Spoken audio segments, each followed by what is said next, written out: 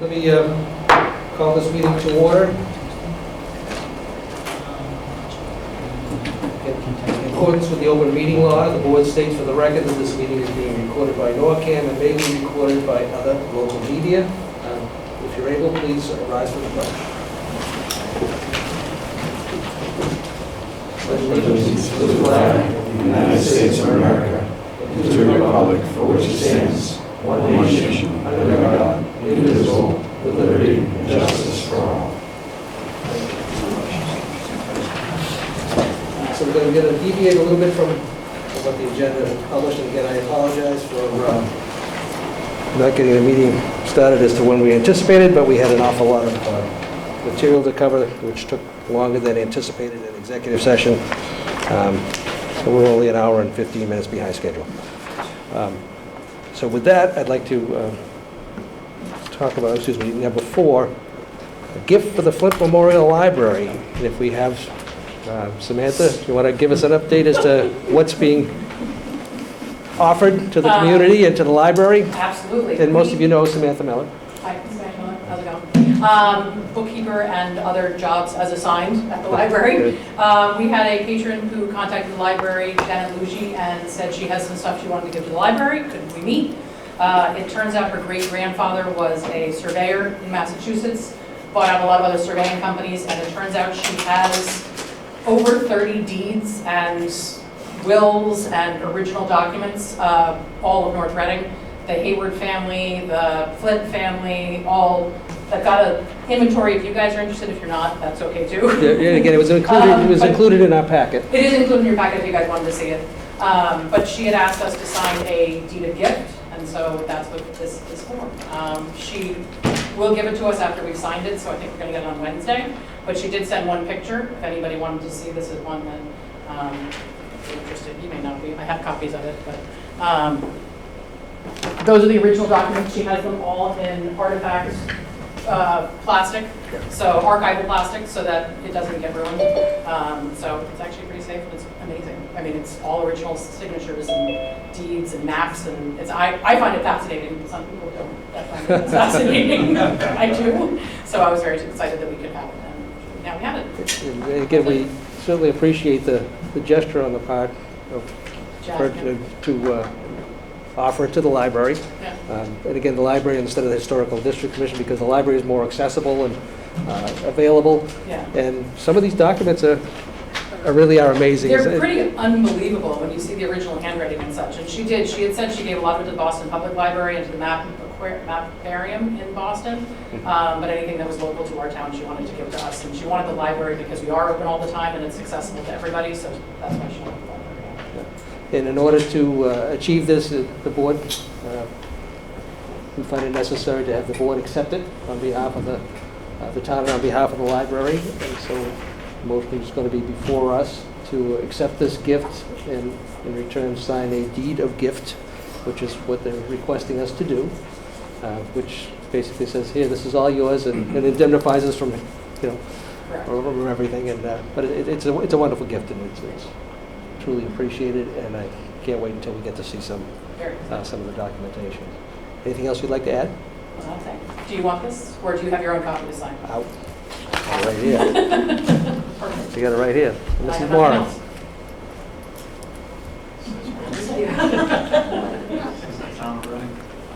Yeah. Sorry? Okay. Yeah, we were Reading at the time. That was before we were North Reading. Oh. We were Reading and then Wakefield was South Reading, and then we became North Reading. So original, Wakefield, And by the way, Reading and North Reading were all one. I was not around for that. I don't think anybody. Steve's signature's on that. No, but if you vote favorably, it'll be on this. As a small aside, if I may, Mr. Chair. Yes. The National Archive has a project where anyone who can read cursive can transcribe historical documents. It's completely online, it's completely free. All you have to do is register yourself as a transcriber, and they give you a historical document, and you just type what you see line by line, and if you can't read something, they give you a special character to add. And cursive is a It's not being currently taught in school, and so if you have interest in historic documents, and we're getting a whole treasure trove of them at the library, if you want to volunteer for that project, it's a nationwide effort from the National Archives. Actually, if I can add, she transcribes every single one of the documents that's in this three-ring binder that we have. It's all typed up, so if you weren't able to read this or had difficulty, she has it all transcribed. Wow. Amazing. So you can read the transcription as well and have a difficulty reading the cursive, which a lot of these are very hard to read. Because not only is it cursive, it's also kind of Old English, so the words are a little different, so it's interesting. And with a feather. Yeah. Okay. So getting back to the gift. So, Mr. Chairman, I move to accept the gift of historic documents from the donor on behalf of the town for the benefit of the Flint Memorial Public Library pursuant to Massachusetts General Law, Chapter 44, Paragraph 53A1.5, to place custody of the documents with the Board of the Library Trustees under Massachusetts General Law, Chapter 78, Paragraph 11, and to authorize execution of a deed of gift if requested by the donor. Second. Motion by Mrs. Moran, seconded by Mr. Wallner. Any further discussion? Hearing none. All those in favor, please say aye. Aye. And those opposed? Unanimous. And with that, I will sign this, and then Sharon will have to sign it, and then the person who's gifting it. She should be here Wednesday, so. And today's date? 27th.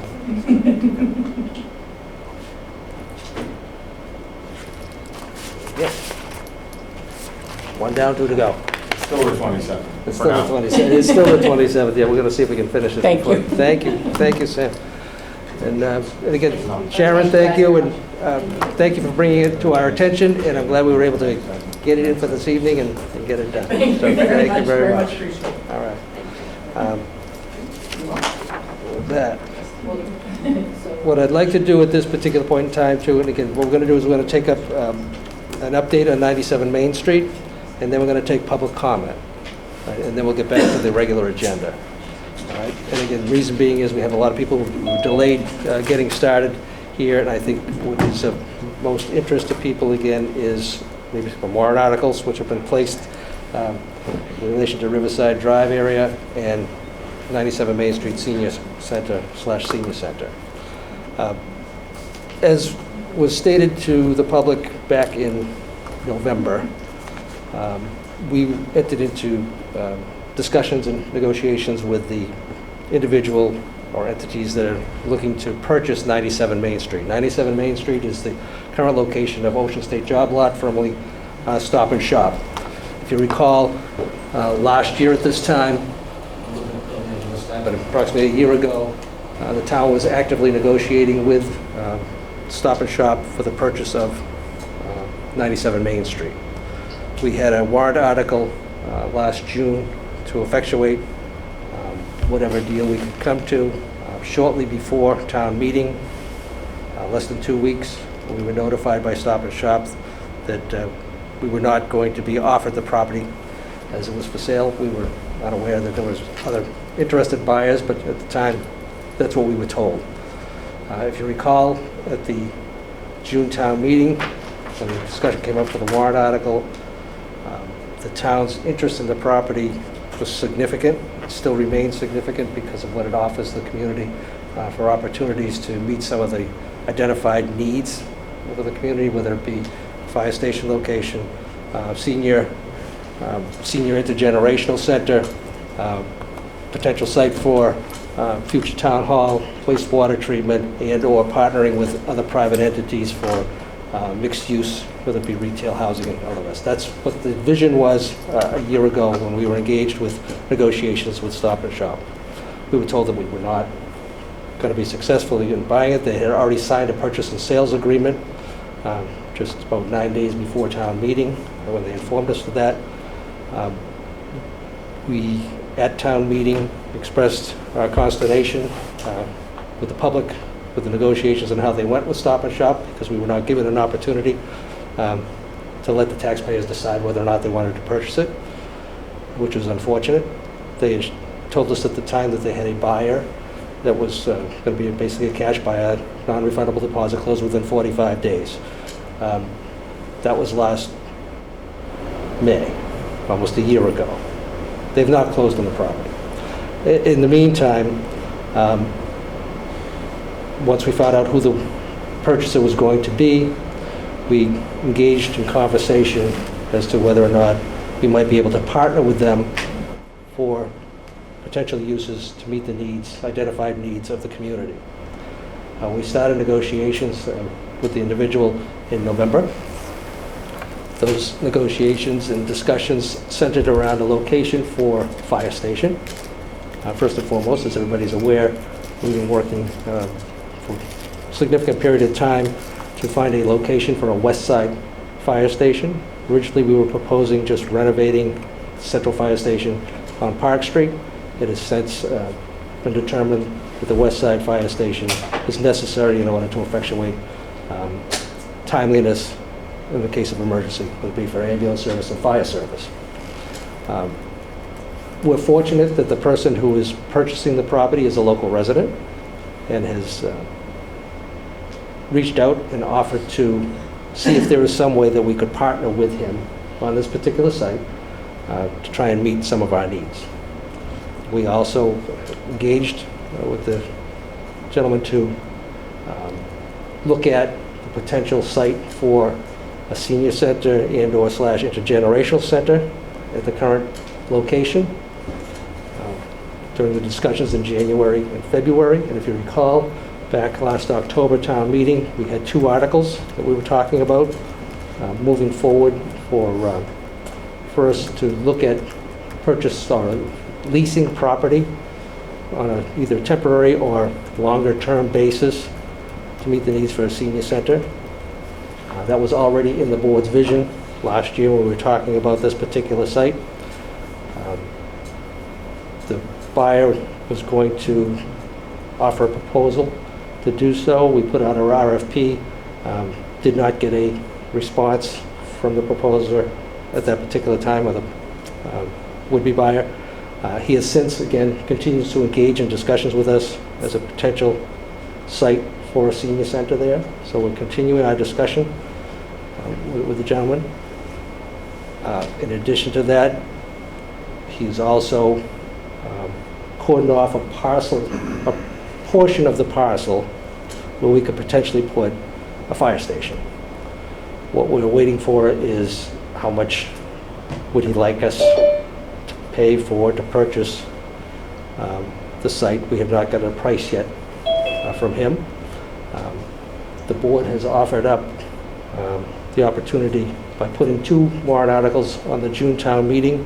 One to purchase a portion of 97 Main Street that Mr. Lynch is offering up to us, and he put some renderings together as to how it would fit on there. Our fire station building committee has looked at it and said it would fit. So we're just awaiting a price for that portion of it. Again, as I stated earlier, he's also interested in offering up a portion of the building for a senior center. We have not gotten all the details yet, what the costs associated with that would be. We hope to have all this by town meeting. So I just wanted to let people know that as frustrated as you might be with the process in relation to the senior center and what's happening here, and the 2 articles that were passed, one was $30,000 to lease space, to hire consultants to assist us in finding lease space, and the other was $150,000 to hire consultants to take a look at, where it's going to be placed, where it's going to be, and then where do we want to put it. The board has been actively trying to focus on this particular site with this particular would-be purchaser of the property. Again, the property has not closed yet. And we continue to talk with Mr. Lynch, hopefully on a more regular basis, and we hope to have more specific dollar amounts associated with what we're talking about as far as siting the fire station and potentially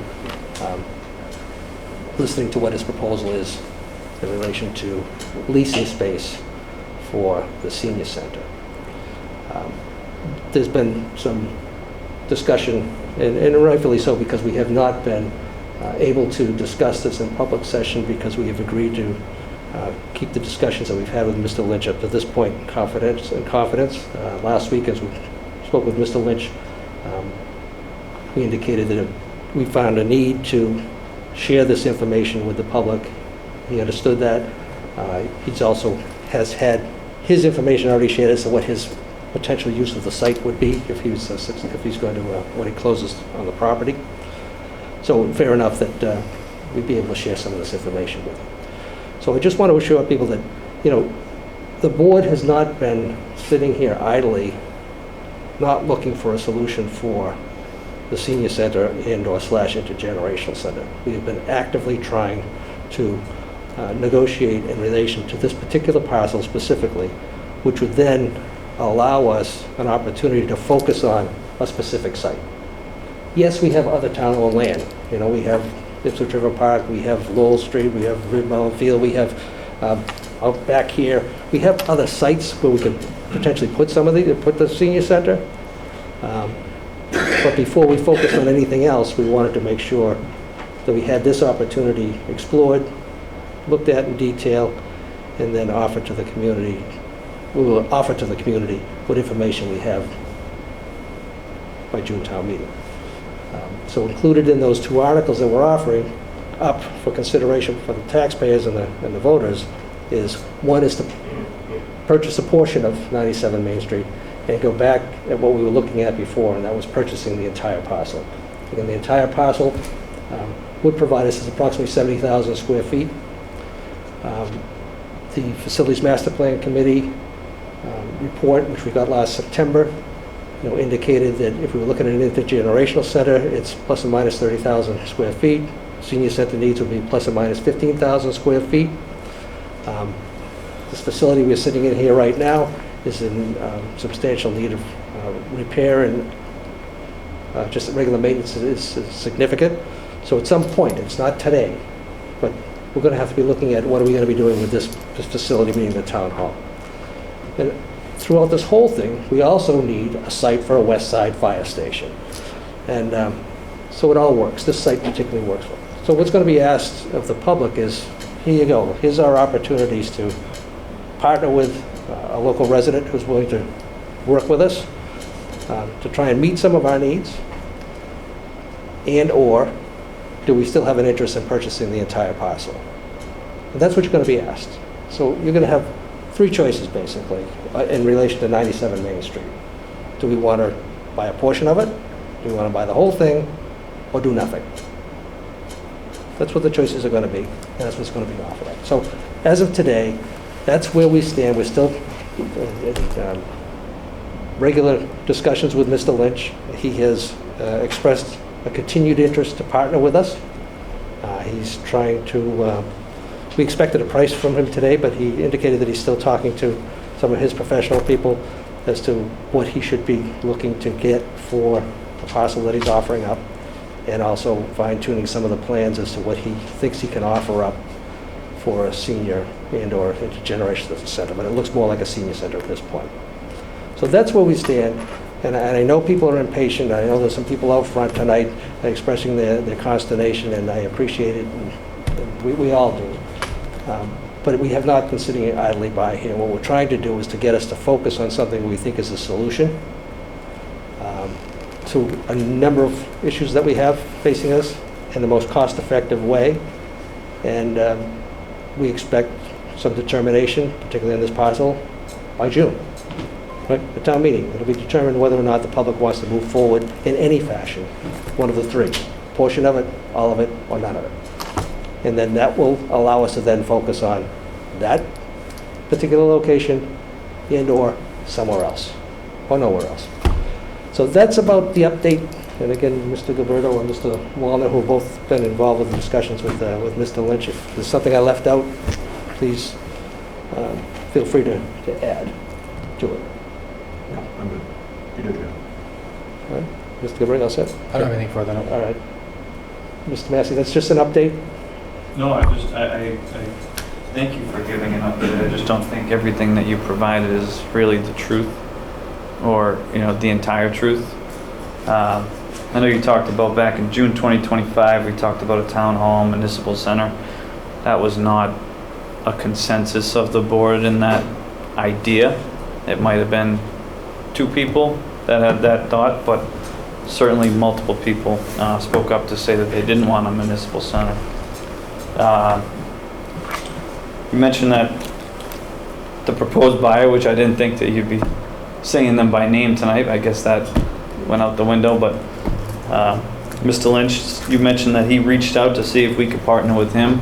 That is not the truth. That is not how that went. You know that. I know that. You reached out to Mr. Lynch after he signed his purchase and sales agreement.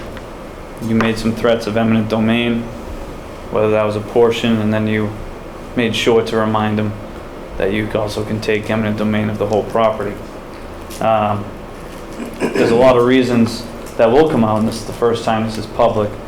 There was a lot of reasons that I would not be in favor of 97 Main Street. Mr. O'Leary mentioned that there could be other properties. The Fire Station Building Committee tonight made a unanimous recommendation to this board to put 2 more properties on to give the residents options going into town meeting. Some people on this board are for that, and some won't listen to a unanimous consensus from the individuals that we appointed. You said this started in November, a conversation with Mr. Lynch for a fire station, senior center, wastewater. There has been no comments made to this buyer about putting an intergenerational center back in November. It was all about a fire station. In actively trying to look for an intergenerational center, I'd say the only active portion that you mentioned is we're in conversations with 97 Main Street, but what Mr. Lynch wasn't told was that there would be a warrant article for the entire property for eminent domain. So I think intergenerational center and actively trying to look for an intergenerational center, the way it's worded is really not accurate, and I think the community and the public deserves the right for the truth. And so over time, this is our first update to the public. I will continue to tell the public the truth from what I know outside of this room. Thank you. Just and I think it's important to clarify. First of all, we did have conversation in relation to Mr. Lynch provided, and again, it's not necessarily intergenerational, but the senior center, and asked whether or not he would be interested in submitting a proposal. When we put out the request for proposals, he indicated he would. He was interested and he would. What does that have to do with the purchasing of either just from what you property? just said. Well, no, you want I'm not going to debate. Excuse me. I'm not going to debate. Okay. Can I respond and after? as far as what was said, you were not in on the conversations. You were not there. Mr. Wallner was. Gilberto was, along with some other people. So, and again, I'm not misrepresenting anything. And again, I am pleased that we have a potential buyer here who was, again, did not close within 45 days and was presented to us by Stop and Shop, unfortunately. But Stop and Shop did engage with Mr. Lynch when he was purchasing the property, saying that he might want to engage in conversation with the town as far as partnering and meeting some of our needs, because they were aware of it. And I recently as today spoke with a representative from Stop and Shop who indicated it was heartening to see and hear that we were still continuing to have discussions with the would-be buyer. Well, that's interesting, Mr. Chairman. The letter that we received from Stop and Shop says that they want out of it. No, they didn't say. Well, we all got the letter. They said, you two deal with it. We're out. Excuse me, please don't interrupt me, but if you bring up the letter that was submitted to Stop and Shop, we got from Stop and Shop, they said, deal with the would-be buyer. They didn't say they want out of it. They said they have no objection to us talking with the buyer. We're both saying the same thing. No, we're not saying the same thing because you're presenting it very differently. But again, ladies and gentlemen, you can take it from whatever the sources are here. But the ongoing discussions are continuing to take place. We hope to have more information for you. As we get it, we'll share it up to and including a town meeting. So over the next few weeks, any more information we have as to how those negotiations go in relation to the fire station property that's being offered up by Mr. Lynch to us, and or any proposal that he's putting forth for consideration for a senior center there, we'll continue to discuss with them and we'll start sharing it. It's up to this point, we were asked to keep information confidential, but as other information was getting out, parties agreed that it was time for the public to be better informed. So that's the update on 97 Main Street. And with that, the board's agreeing, we'll move to public comment, because I know that there are people here who are interested in the senior center issue, and again, we're out front, frustrated with what they perceive to be a lack of attention from the board. I just want to assure you It's there's just you. no lack of attention on the board in relation to that. And then as far as, compliance with what the wishes of town meeting were, we don't have a need to expend those monies and those funds yet. What we're looking to do is find a location first and then get a committee to go ahead and move forward with it. And if that doesn't come to fruition, then we'll move forward with that. In addition to that, I'm also well aware that we have a number of residents from the Riverside Drive community neighborhood who have had some major concerns and issues, and we've all received a lot of correspondence from the neighborhood down there. And there's going to be a warrant article to potentially address a parcel there in the neighborhood that we're unsure as to who the owners actually are. We have town council doing title searches on it to try and determine what it is, and hopefully, depending upon what we get back from council, if we can assist in clearing title, town meeting will have to decide if we move forward with that. And again, it may involve eminent domain taking in order to clear the title. But we're gathering the information, and with that, I'll open it up for public comment. And so whoever, please come to the podium, name, address. Sure.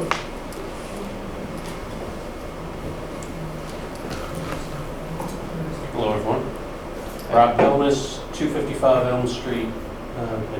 Been a resident since '99. I used to live on Riverside Drive, adjacent to the parcel in question. When you bought that house, it said Town of NR land on it. Turns out it's not probably Town of North Reading land. It was some association from when the street was built up as cottages, as camps. My house was framed with 2x4s. There were separate camps for people. And so that association is apparently defunct.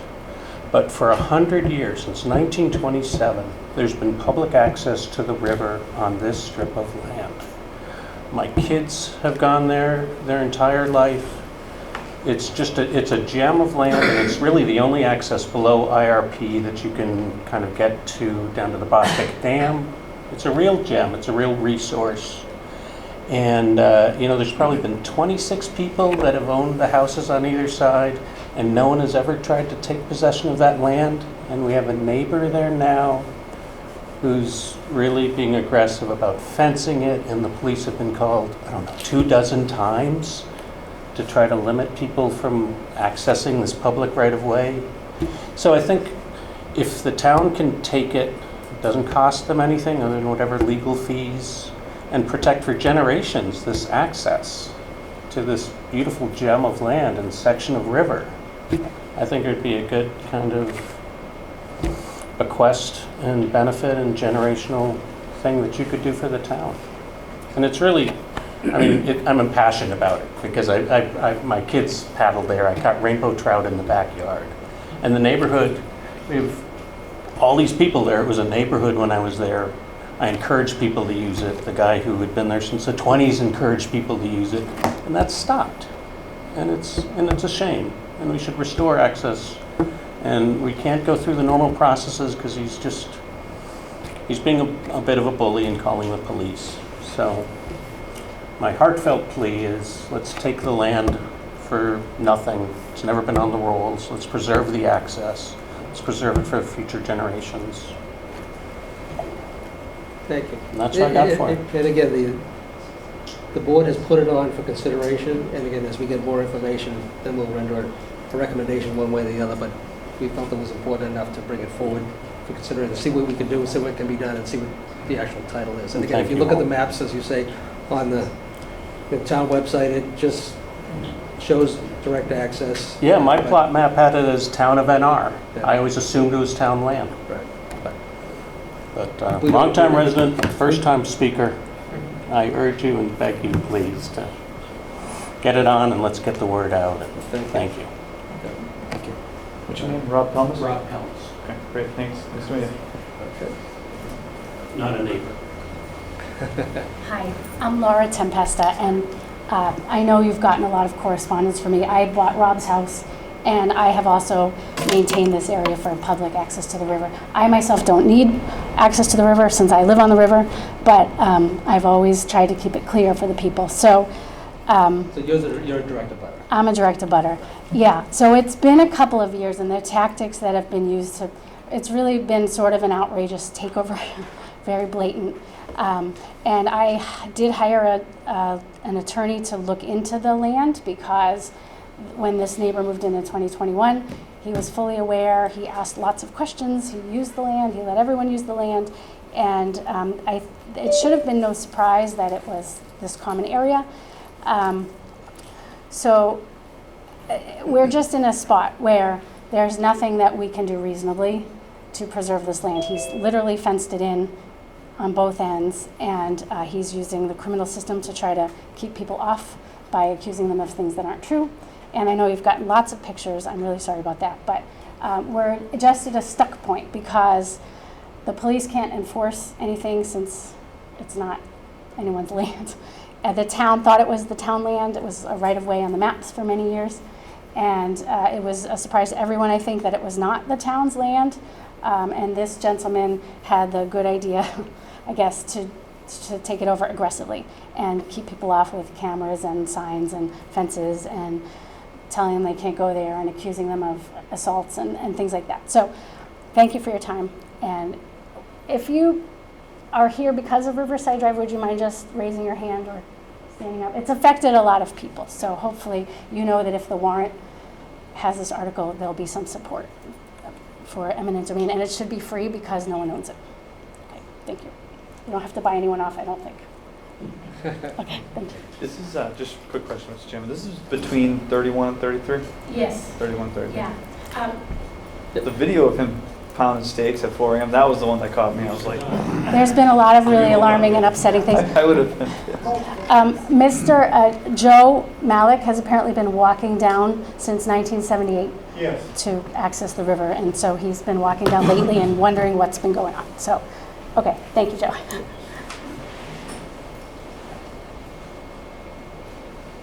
Mr. Malik. Joe Malik, 5 Fairview Street. Since we were married in 1978, then we had children, and we'd walk down and walk across the land to the river, just thinking it was always town land, and that's it. We've been doing that forever, and at least as long as we were here, so I don't see why I can't stay that way. Thank you. Thank you. Yes, sir. How you doing? Richard Rosenfield, 36 Riverside Drive. I live right across from that parcel of land, right across from Lara. Just like all the other neighbors have said, unfortunately, the piece of property has gotten weaponized in the near future, recent future. He's basically making things up, reporting things to the police that are unfortunately unfair, untrue. He's stopping children like ours from going to the river, fishing. The other day, there was a bunch of little turtles. The kids try to bring it over. He's calling the police and putting in police reports that they were trying to film his house, but unfortunately, because the property has been so weaponized, we have to film us walking onto the piece of property because we're afraid that things might be brought back. So it's just a very sad situation, and I think the whole neighborhood's really fed up with it. I appreciate your time. It's Steve and Julie Carrero, 25 Riverside. We're just here in support. It's very unfortunate. We've always thought it was right away. We spent time on the land during COVID, so just here showing support. All right, thanks.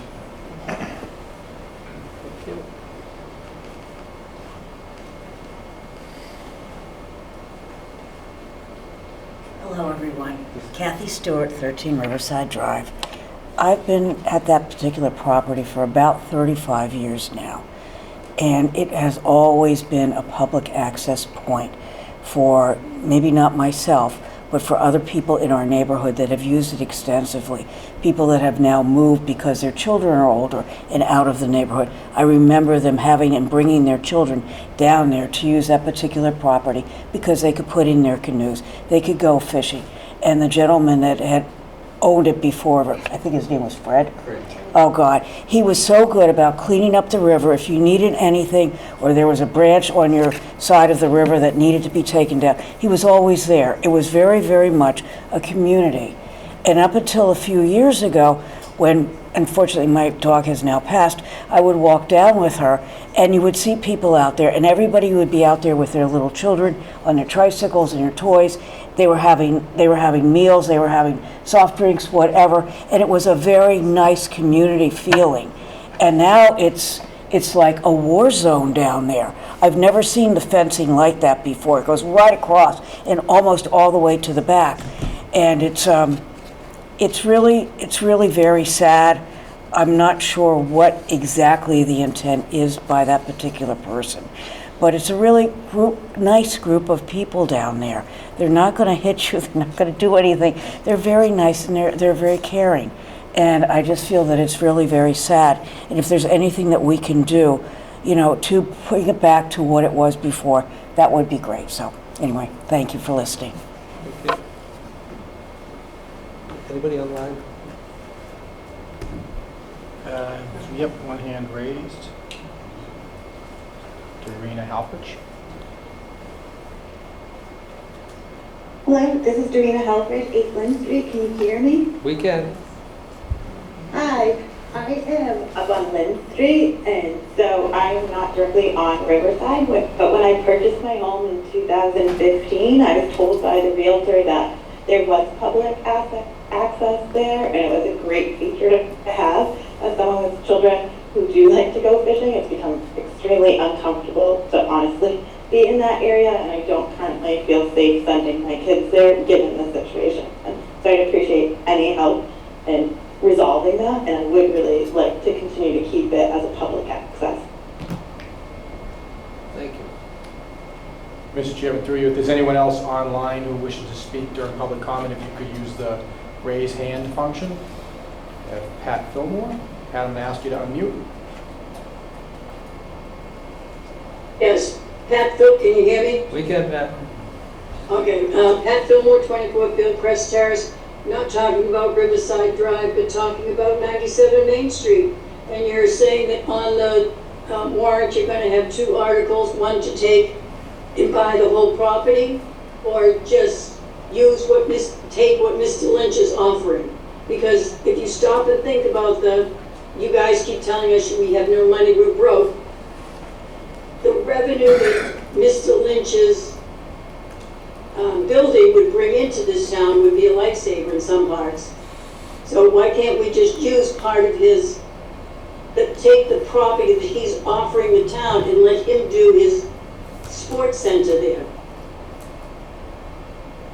Great points. Because that's what Jamie Lynch wants to do. He wants to build a hockey sports area. Correct. And what the board is going to be providing is 2 articles. One to do just that, and allow Mr. Lynch to sell a portion of us to build a fire station. And again, he's still working on a proposal to potentially house a senior center there through a lease agreement. And the other, and the other article, excuse me, and the other article is to allow the town to make a determination as to whether we want to buy the entire parcel. So both choices. Again, By eminent domain. Again, to say have the town buy the property, where do we get the money to buy this property that we have no money for? The proposal would be using the Pulte funds. Oh, the Pulte money that which is what other things, but you've always told us that the interest is too great, so we really shouldn't touch that. No, And again, that's not exactly what we told you. the revenue that Mr. Lynch's property will bring into the town if he's allowed to put in what he wants to put in, would just be unbelievable for this town. But if you don't want to get money from it and bring in revenue, then we can sit just doing what we're doing, spending money for whatever, Correct. And let the town go bankrupt. Well, we're not going to go bankrupt, but anyway, town meeting will make those determinations, and that's why we're going to provide them with the opportunity to decide. But thank you. Well, I hope the town gets a lot of education as to what they'll lose out if they don't allow Mr. Lynch to do what he's wanted to do for a long time. No, they will, they will. Mr. Griffin? I hope they're educating the town. Mr. Griffin? Jeff Griffin, 31 Abbott Road. A couple questions. Who is in the negotiations with Mr. Lynch? Myself, Mr. Walner, and... So just the three of you? At this point, right. Okay, so there was no need to have 5 people or the entire That board? that would be a quorum. Oh, that And is again, true. we're do meeting that. with Mr. Lynch Well, based upon... not at one time, not at one time. You could've- To answer your question. Yeah, it could have been offset, is answer what your my point question, is. the I board thought has that maybe it'd designated be us fair to- to let all 5 members be privy to that information, the negotiation. They are privy. But are they a part of any of that negotiating? They're All part- 5 members are part of that? All 5 members have been brought up to date as to, throughout the ongoing discussion, Okay, as to where so we are. my second Yes. question is, if the eminent domain portion, like that you're presenting, or the town warrant, if the town were to take that, do we know what the purchase price would be and how that would affect the tax rolls? So if the potential tax roll for the property, so that's the first part of my question. Second part is the potential tax rolls. If Mr. Lynch is to take that property to his fullest potential versus an eminent domain, what type of revenue, yearly revenue, would his property as built generate for the town? So like how much money would be lost in that? And if we,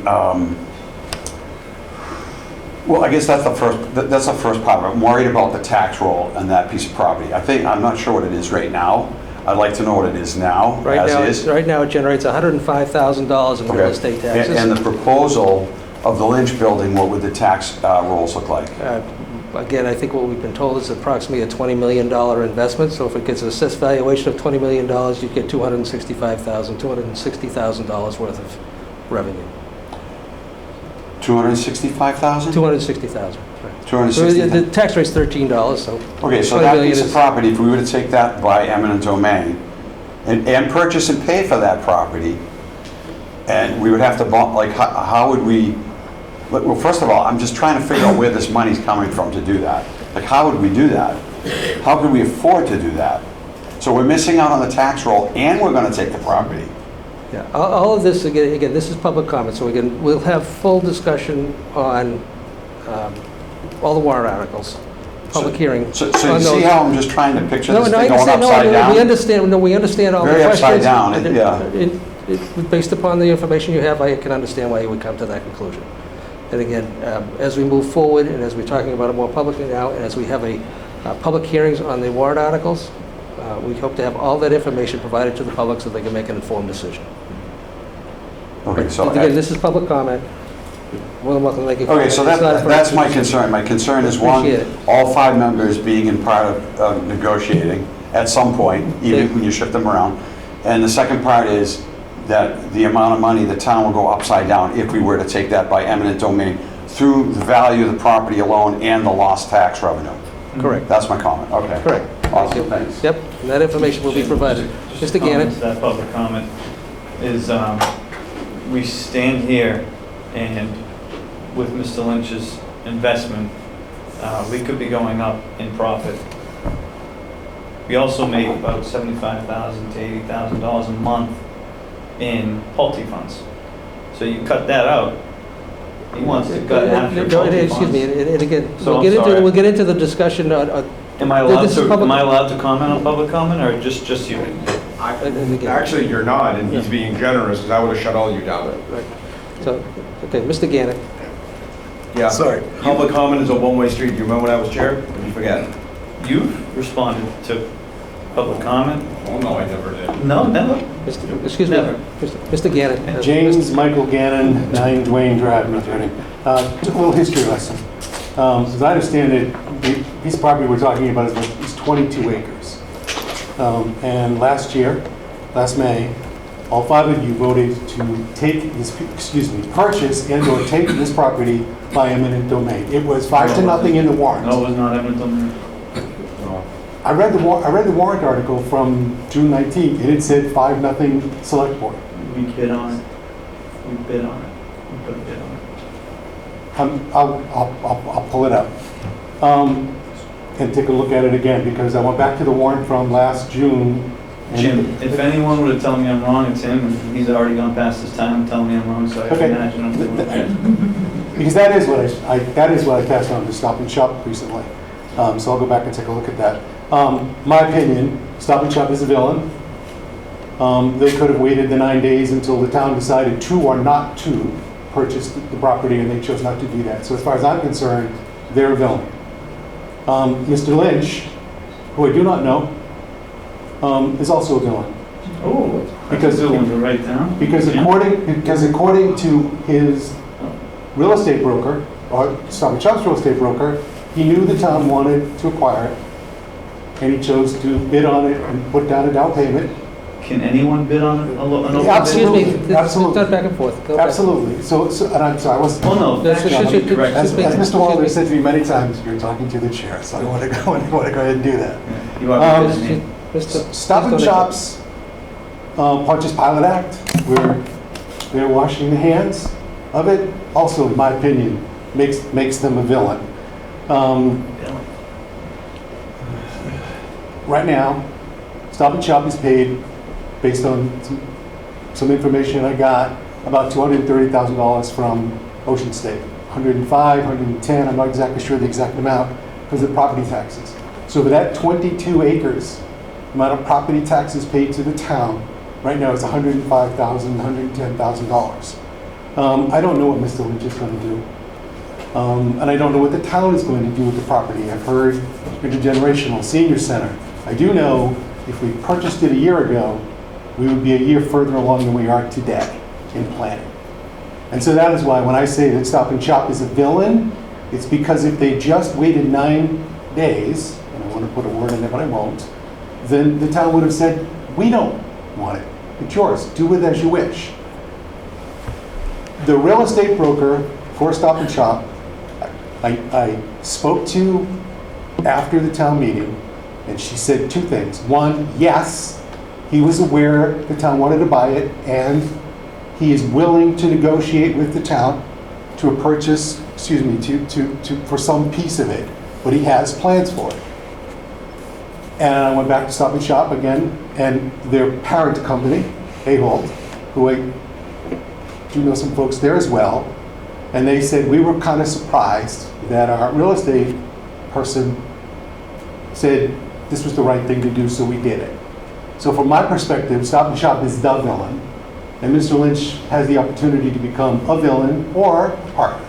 And I honestly hope that is what he does. I think, first of all, Mr. Lynch is no villain. Mr. Lynch is a local resident and a businessman. I understand. And again, so again, he's not a villain. He's a businessman, and he entered into a legitimate agreement with Stop and Shop to purchase the property, which he has every right to do.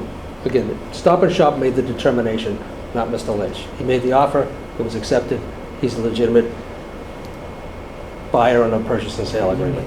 So he's not a villain. He's a businessman, local businessman, but he's also, so again, I want to caution people to calling names of people and characterizing them Fair enough. inappropriately. Fair enough. I think it was I somewhat will take- inappropriate, and I will therefore, take that back. So again, he is not, nor is Stop and Shop. They've made a business decision too. Now, I happen to disagree with it, but again, we have to live with that. But please, don't characterize Mr. Lynch as anything but a local businessman, a resident who's looking to partner with, as he said, and again, some people disagree with this, but looking to partner with the town to see if there's any way that he can assist in meeting our needs. And again, those opportunities will be presented to the community as they unfold. Mr. Thank you, I appreciate that. As I said, it is a personal opinion. I understand, but It is personal not- opinion, again, we get into this beginning of March, okay? And again, I need to step up and step in and say, I'm sorry, you can't accept that kind of characterization of people. Come in and state your comments as to what you think your personal opinions is, but not about people. Fair enough. Thank you. A week ago, Stop and Shop said, as I spoke to them, that they would reach back out to the town and they would get back to me. They've not done that. In my email to them, I did refer to them as someone who I considered to be the bad guy here. And I did not say villain, I said bad guy. And I still feel that way. And I'll continue to feel that way. And a friend of mine asked me to speak on Riverside Drive, and I'll just say, what a pain in the butt the gentleman is. And it really is something that's affecting a number of people in this town, including police and others, and town administrator and staff. It's something that truly needs a resolution. Thank you. Thank you. Mr. Studo. Can I make a suggestion to the chair Sure. regarding this? We're going to have this debate next week. I think there's a lot, to be fair to Mr. Lynch, Stop and Shop, the Tooth Fairy, anybody else who want to list. But what I mean is, I think it's unfair. As I mentioned a lot of times when I was chair, there's a lot of strong opinions on this, and there's a lot of people who are not here, who would have been here if they thought there was going to be a dialogue back and forth. So and again, I don't run the meeting, but just my suggestion, I think that it's definitely gone way beyond the scope, and I think something that's important, it can't, I just think that all sides have to know that they can be represented, and next week they can actually speak, if they'd like, and engage with the board members. Well, So, next week there isn't a public hearing on the warrant. no, but We're signing the warrants. during the public, there will be, during the public hearing, eventually, of the warrant articles. But yeah, that's later You're on, gonna be that's later on in excuse me. May. Right. In May, correct. Correct, so that's So what. that's what I mean, though, just a suggestion that I think, it's become more. It's sounding like a public hearing, and it's not. I don't disagree. All right. Mr. Mackey. Kevin Mackey, 18 Adams Street. I'm actually glad to see agenda item 14 on the warrant, or on the Agenda, yeah. on the agenda. And I just want to give another update. So there was 3 more cities that wrote letters. The Methuen City Council on April 21st, Marshfield on April 21st, and Chesterfield, which is out in the western part of the state, also is writing letters to the state in support of the audit. Thank you. Anybody online? Public comment? I'm not seeing any. No? Ms. Mullen?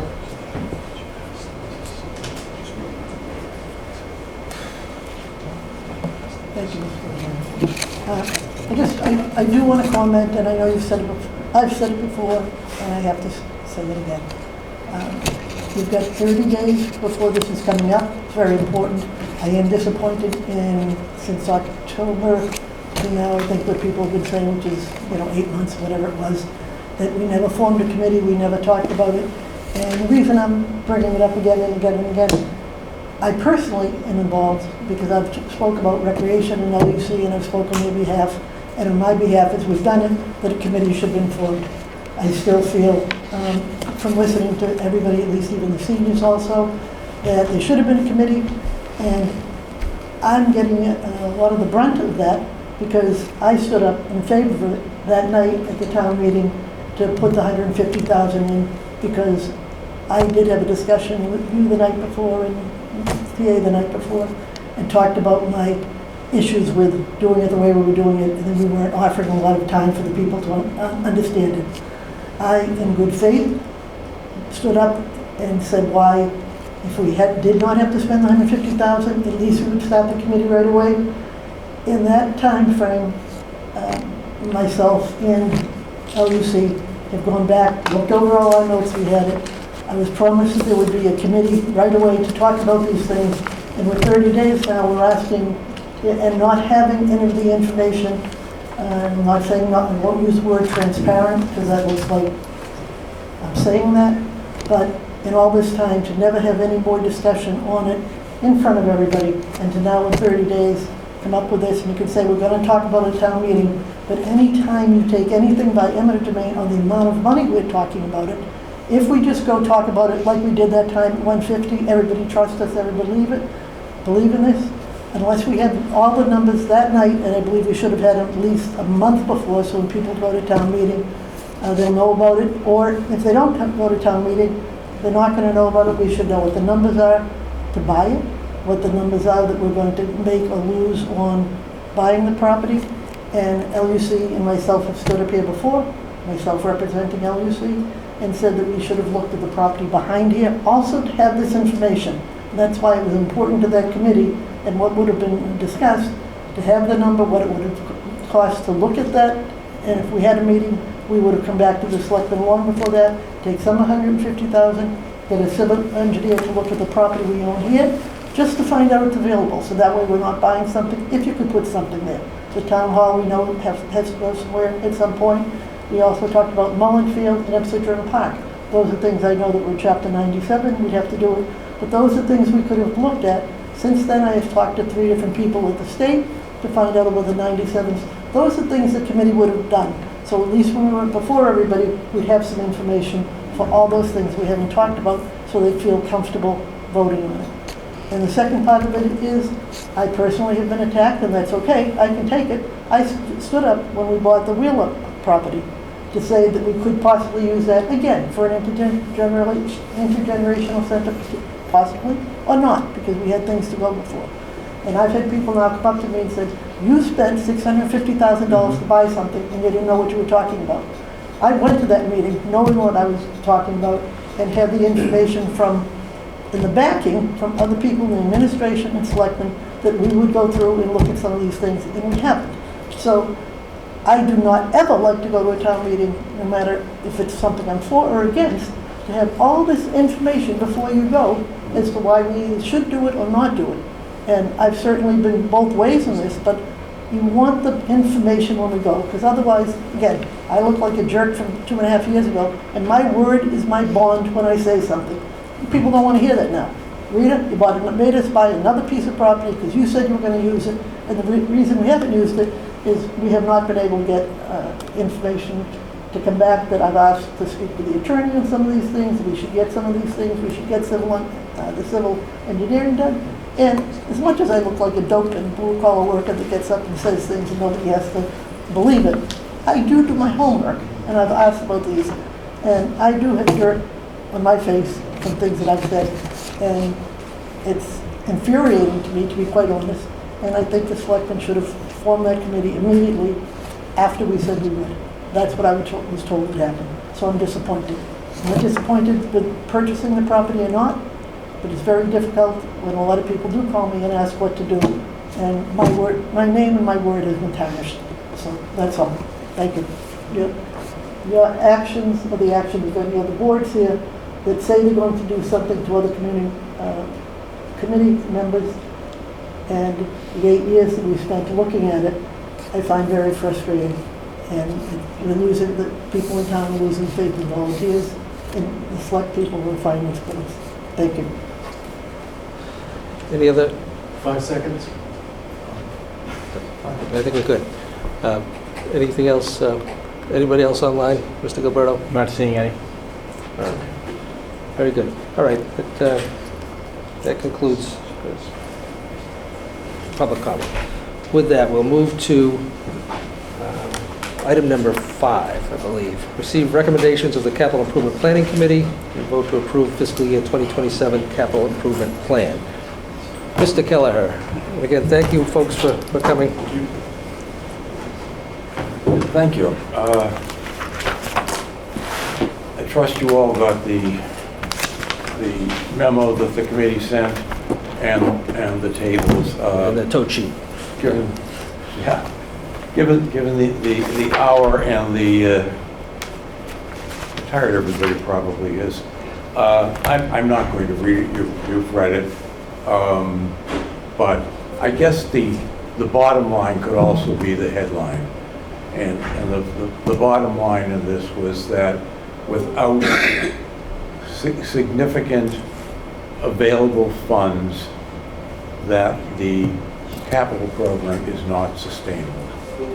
So we were fortunate this year in that the our vice chair and director of finance went scurrying through lots of stuff and found a lot of money that we were able to apply to the items that were requested. We had $695,000 worth of free cash. We're bonding only 2 items for a total of $1.3 million, and the funds that Mrs. Galvin was able to uncover with the town administrator was almost $1.8 million. And those got applied to a number of projects. We can go through that. If you compare that to a year ago, the $695,000 this year was $2 million last year. The $1.3 million that we bonded this year, excuse me, we bonded $1.2 million last year because we had so much free cash.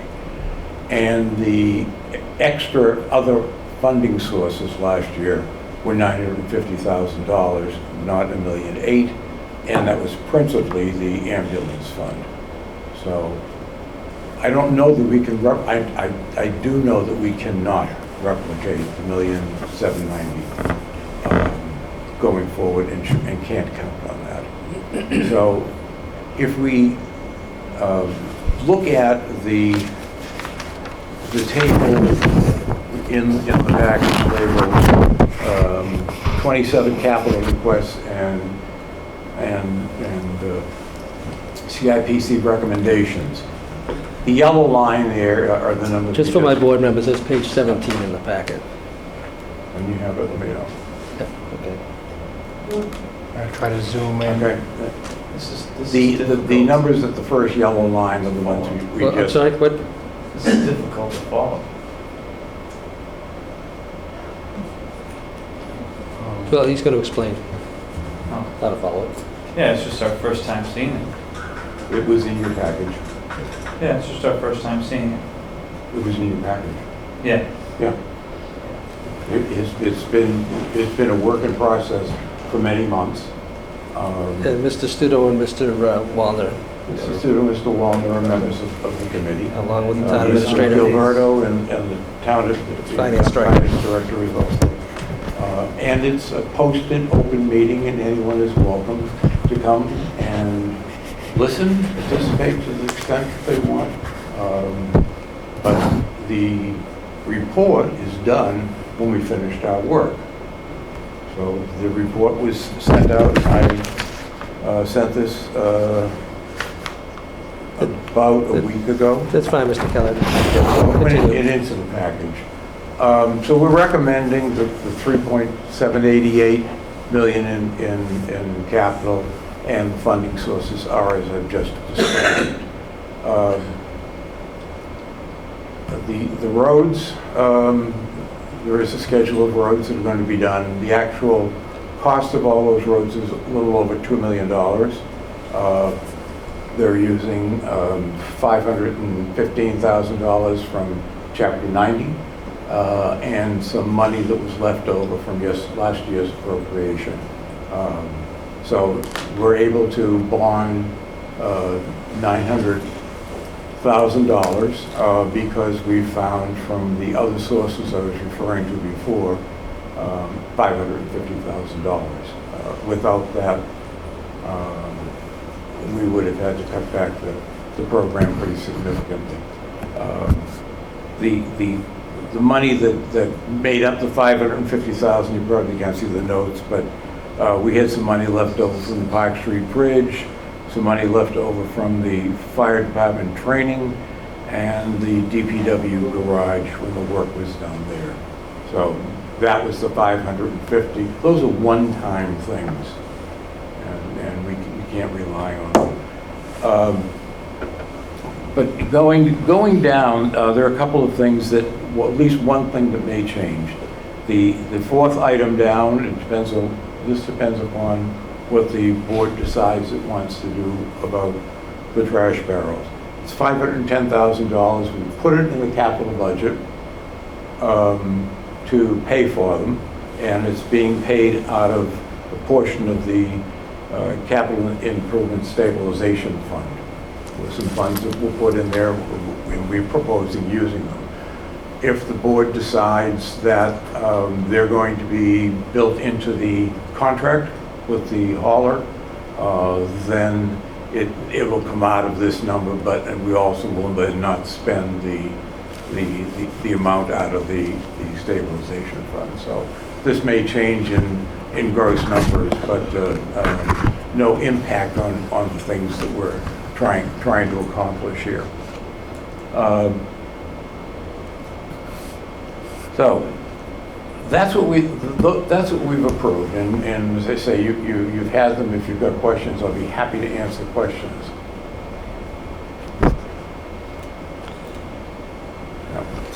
So the second, any questions at this point? Is he still going? You said if you have any questions, be happy to answer. Do you have any questions? About the items in the top half of the page. As our first time seeing this, trying to understand the priorities and the bonding and the other sources, other funding sources here. Do you have a specific question? Oh, I have a bunch. I don't want to waste our time here, but it's not a waste of time. For roadway rehabilitation and reconstruction, we're taking money out of Park Street Bridge, Fire Department training, and DPW garage. Right. That was money that was not spent on previous appropriations. Further going down.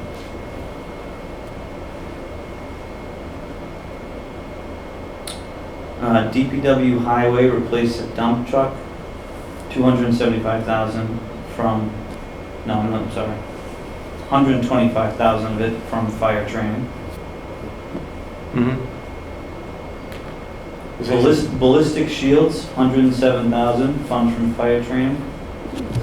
$500,000 from the Park Street Bridge. Are these questions, or are these just you reading down the list? For Mrs. Galvin, I don't know what the question is. Yeah. Culvert rehabilitation. Do you have a question? Do you have a question, or are you just reading what is on the paper? I'm curious how we can allocate money to a specific cause or specific item, and how you're moving it over. Mrs. Galvin? I'll let the town administrator answer. Mrs. Galvin? Do you want to use the mic? microphone? You use the mic over here, next to Mr. Keller, or up top? Yeah, you can sit next to Don. Sit next to Don. Come on. Be my protector. All of those funds are left over. So what happened was on the Park Street Bridge, we ended up getting a small bridge grant, and the contract came in less than we anticipated. So there was $700,000 remaining, which they don't need for the Park Street Bridge. It's complete. The fire department training, the one-time cost that we put aside for the new hires for the last several years, we've discovered were in essence overestimated based on the fact that they weren't sure. It was $275,000. What happened was they weren't sure when they initially budgeted that number if the firefighters would be considered shift strength at a certain point, dependent because the contract was under negotiation. It was determined that they wouldn't be at shift strength, so they didn't have to be filled for while they were in training. So with the fire chief, we went through and reforecast those numbers. And then the other one, this DPW garage, that project has long past been finished. So town meeting will actually have to vote those transfers. They'll be footnoted under the capital article, and it will say transfer from the specific article, the specific town meeting. So town meeting makes that decision.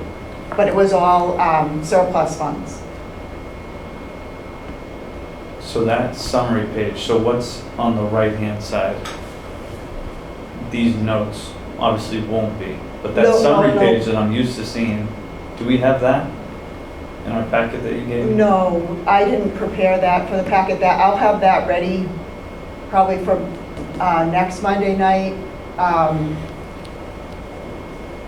No, mostly because some of these were in flex, especially the $510,000 for the cards. I usually don't prepare that till everything's finalized. So, and then the one other thing is the $200,000 at the very top for the town hall electrical will actually be part of the amend 2026 capital article because they need the funding sooner rather than later on that. Say that one more time, I'm sorry. See the 200,000, the first item at the very top above the 27s? Yep. It's for town hall electrical and HVAC. We run into a problem with the electrical system here. Yep. So if we do that as part of the amend 2026 article, that money, if approved, will be available on June 2nd. The other funds won't be available till July 1. But typically, when we put together the capital article, we try to find other remaining articles that have funding, and especially the Park Street Bridge was a glaring surplus. So we just felt, rather than closing it, let it go to free cash and waiting a whole year to be able to appropriate it, if town meeting transfers it before the year closes, we can use it. Which one's Park Street Bridge? The Masonic Temple. Right by the Masonic Lodge. Yeah. And by Mark Hall's. Okay. Oh, so we got building. state funding that kind of backed it, okay. Correct. Right. $500,000.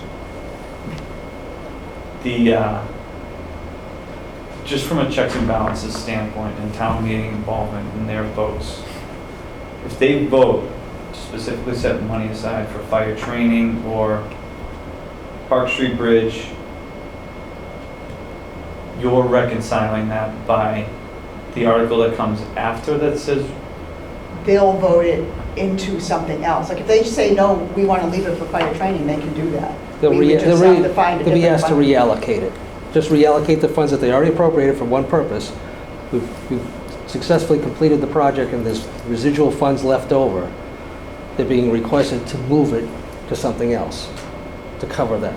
fire training is done? It's, To be clear, it's not done, but we have an excess of funding that's been allocated towards training for new hires, and the article is written that way. So we can opt not to take advantage of that funding and just leave it there, but it would, I think our feeling is we're wasting funding. We already have more than enough for the training that's required. we were just trying I to, mean, we were just talking about hundreds of thousands of dollars of a operational budget deficit. Why is we not able to take any from here? no, Sure. they're free cash items. Yeah, they're funded with free cash because the training was associated with the one-time expansion of the staffing. The struggle we've been having with balancing the budget is with the recurring salary, and so that's a different financial problem that we're dealing with. And we try to leave enough if we, with the cushion, if we hire 4 more for their training as well. You know, on free cash articles, if the money is stagnant for 3 years, I can close it out.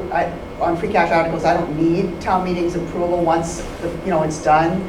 On anything that we borrow, if there's more than $50,000 left, town meeting has to reappropriate it. If there's less than $50,000 left, the select board has to vote to use it for debt service. So there's a lot of constraints on what we can do, but we try to go to town meeting to let them make the decision. This whole proposal has to go to town meeting. Oh, I know. So it's a But recommendation. there is from no our- way in town meeting that you have gone into detail of these, you know what I mean? There's a high-level summary, but that's what we're here for, just checks and balances and asking questions and giving feedback. That's you know? fine. Right. If You know? there's questions, happy to answer your questions. Any other questions on the top part of this? Yeah, is there a need to bond? There are 2 items to be bonded, the Does this $900,000 for the Through the chair, roadway. so you're asking what needs to be bonded and why is it being bonded as opposed to not doing or paying with cash? Okay. So I guess what I'm wondering is, we're bonding some projects. We're bonding roadway rehabilitation and reconstruction, which we do every year. And do we bond capital improvement items every single year? Am I just missing this? Yeah, only about the 1.3 million, because we have to be able to afford the annual debt service within the operating budget. But those items, we just, Is debt service in the operating, can you explain that a little bit more? so one item within the operating is the annual debt service on everything we borrowed for. We do, when we have surplus free cash, we do put funds in the capital improvement stabilization, and we sometimes fund the debt service with that, but we really should be able to fit like $1.2 million within our operating budget, because it's pretty much the recurring debt service. If we go over that amount, that's when we should be pulling from the capital improvement stabilization, but we wouldn't be able to do these two particular projects if we didn't borrow from them. We just didn't have the cash or any other funds to be able to use against these two. So, but we try to limit what we do from borrowing because of that. Mr. Gilberto. And this may help clarify, but this debt service is paid within the tax levy. These are not debt exclusion projects. There's no vote. We're not raising taxes additionally to fund these projects like you might associate a debt exclusion funded project. This is debt service that's planned within the property tax levy each year. That's the bond you're talking about? The bonding, yes, correct.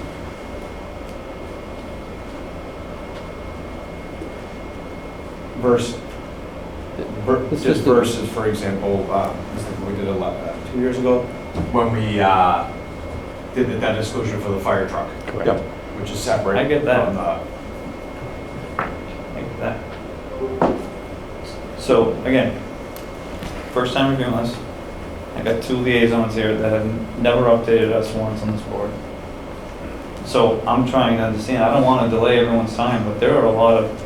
How could I vote on this tonight if I, a 10-minute explanation of $3.8 million? I don't know if I can do that. One thing,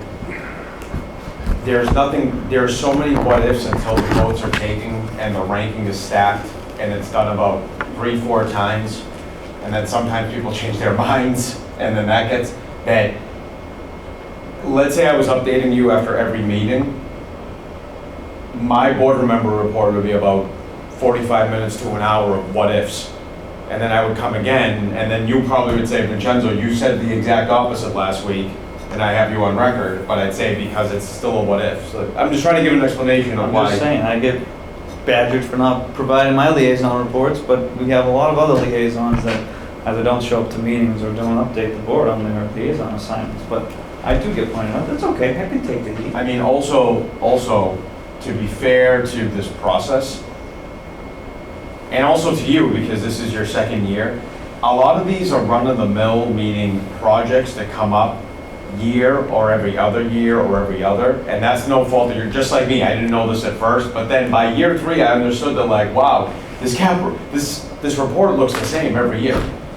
It's just different numbers. It's the truth. Like, you're going to notice next year that probably half of this list is going to be here with different amounts. That's what I'm just trying to say. Mm-hmm. There'll be different vehicles. I mean, yes. It's primarily roads, vehicles, and buildings. Okay, and it's major improvements to buildings, not buildings, but major improvements to them, a roof, or something of that ilk. It could be vehicles for the police department, the fire department, DPW, schools. So and they have to be replaced on a regular basis. So a vehicle will come up on this. No question. Well, okay, I'm trying to help you, but if you're not too willing to take the help. Oh, I am. Okay. I have a million questions. Well, ask them then, please. Okay, Don. Last year, we had fun town hall building repairs, right? Remember this? You know what I was told? I was told that is what's in that money is to replace the carpet in town hall. Hold on, I'm not going to name the person, the man or the woman that told me, but they said because the line items are so broad, I had to ask, what's in that $50,000? Does it include the carpet of the town hall? And I was told, yes, it does. It's getting taken care of in fiscal year 2026. You know what I got told this year? Hey, remember I called in? It might have been near me, it might have been somewhere else, and I said, when's the town hall carpet getting done? They said, oh, it's going to go on for a warrant article this year. Well, then what did you tell me last year? Where'd that money go? So these are the type of things that, I remember them, right? Don't tell me something that's gonna get done, and then next year say, oh yeah, we're gonna get that done next year. Well, then what'd you spend that money on? There is a warrant So there is a article, lot, there is a warrant there is a lot article of concerns every with this year. list that you have.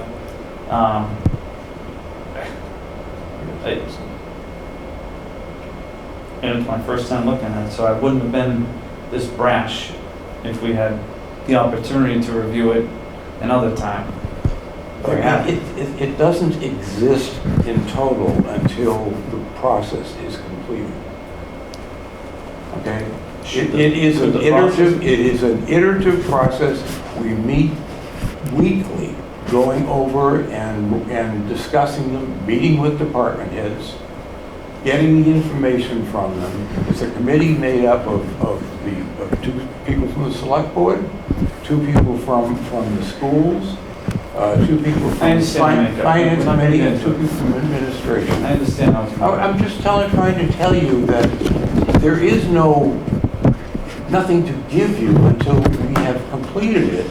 And the meetings, you showed up, Nick, I'm sorry, you showed up at a couple of the meetings, okay?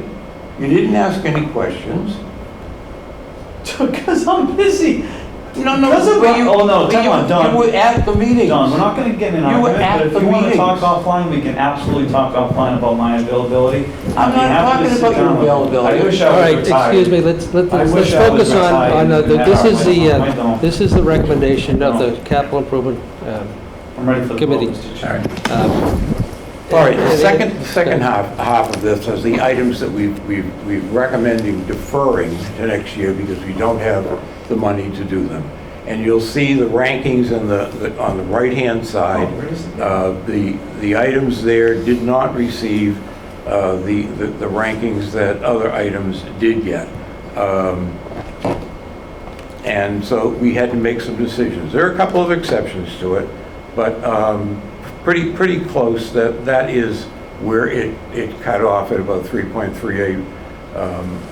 Taking the 8 of us, each voting individually, and taking the numerical average of that, so that we could see where the committee is, what their thinking is. The yellow line is what we could afford to pay. So the rest of it will fall off, and no doubt we'll be back next year. There are some fairly good size items that are on there that would be nice to have done. The school needs to do some resurfacing of the track. The Central Street sidewalk, that $200,000, if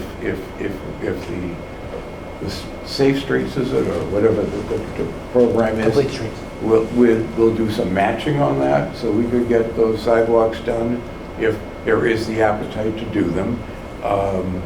There is a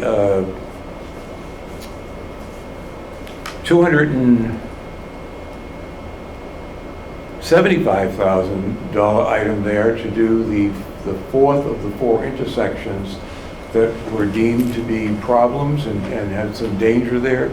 We've done 3 of them, or 3 of them will be completed. That one we've moved a couple of times now further out, and now it was on for this year. We couldn't afford to do it, and so it is going to be, in all likelihood, we'll be back on it again next year. So those are the items that need to be thought about next year. Whether they all come back again or not, I don't know, but certainly most of them will, and there'll be others as well, because there will be more vehicles that need to be replaced. There'll be other major repairs to buildings that will have to happen. We will certainly have another roadway. And well, on the topic of the roadway, as I said, the recommendation from DPW and the town engineer this year was for spending about $2.2 million and bonding $1.5 million of that. We got it done by having the other funds that we used. I talked to the town engineer after our discussion of the committee, and told him that next year, hold it to $1.5 million and use 500,000 of the Chapter 90 or 515, whatever it happens to be, because we can't afford to do anything more than that and still be able to do other projects. It's still what? Oh, I didn't. Still be able to do other projects. Oh. There's a 25% reduction that we've told the town engineer to build into next year's budget, and he's got to rethink what streets are going to get done next year, because we simply can't afford it. The other items at the bottom are the enterprise funds. These are all being paid within the enterprise funds. They're not being anything that the general fund is paying. We've talked to the managers of various enterprise funds and are satisfied that they can afford to do these within their own resources. They typically manage these very well. And if there aren't any more questions on this page, I just got a couple of things to discuss on the next one. Any other questions from members of the board? Yes. Mr. Chairman, I brought up street sign replacements last year, and I went on about it. I think this board talked about how we all agreed, thought it was a great idea, right? Passed over at town meeting, but after that, we all agreed it was a great idea.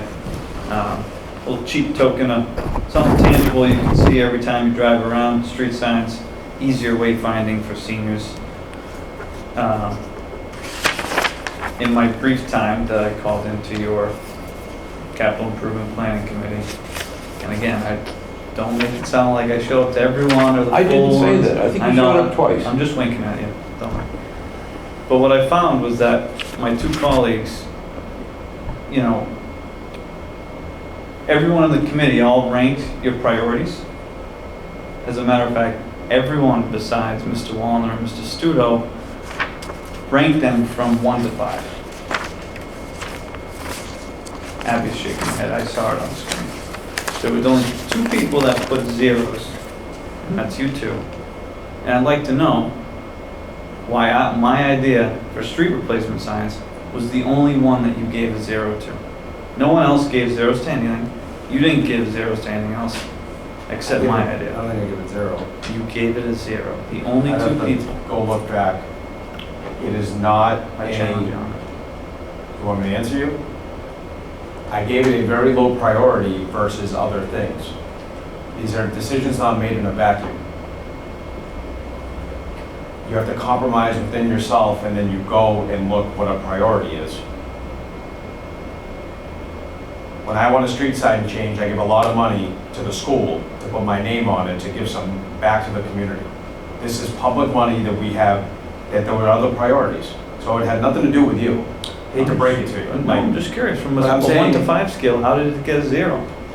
Everyone else had 1 See, to that's 5. what I don't know how that even can happen. I mean, I can, by the way, I know how to search my email, so I'm gonna look, but I don't remember, I don't even think we can give a 0. I'm just saying, I'm like, gonna look right now.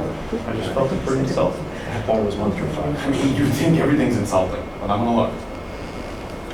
Let me see, and then if I'm wrong, I'll tell you. And again, we have No, an I awful agree. lot, we have an awful lot of material to go through here. Obviously, through this scoring mechanism, which has been in place for, quite a long time as far as how the Capital Improvement Planning Committee rates projects, on a 1 through 5, whether it be 0, but 1 through 5, it prioritizes where each individual member believes money should be spent first, as opposed to anything else. And that's how it ranked out. The ranking is a 0 through 5. That's It is that's 0 what through people are 5. Okay. instructed. Okay. 0 through 5. I'm not sure. Yep. I think so. But either way, even if it's 1 through 5, it still wouldn't have risen It to... ended up with a 1.13. I mean, it was not looked at as being very important to do. Neither of the chiefs, when they talked last year, thought there was any particular danger to the town. And again, I don't think we need to get into, I don't think we need to get into any more specifics as to how the rankings are what they are, and that's as far as the prioritization of individual members on their own operating, and then it's cumulative scores, and this is where it falls. And because it was a pet project of yours, doesn't mean just because it didn't get the ranking for prioritizations. I mean, but we're wasting a significant amount of time at 10 o'clock at night over something that nobody, but not very many people, We're an hour and 15 prioritize. minutes late for the meeting, so. What's that? We were an hour and 15 minutes late. We were not, yeah, but it's not like we were doing nothing. So, again, this is not, it may be important, it may be important to you. Steve, I want to ask you then, can we have this information presented quicker? You have it as quickly as they get it, Steve. completed, as Mr. Kelleher pointed out. Can It's I not a finish complete my thought? documentation Or just until it's you? done. Well, you know what? Continue to waste our time then. Go ahead. You have zero respect. But you know what? People are figuring that out. That's okay. Okay.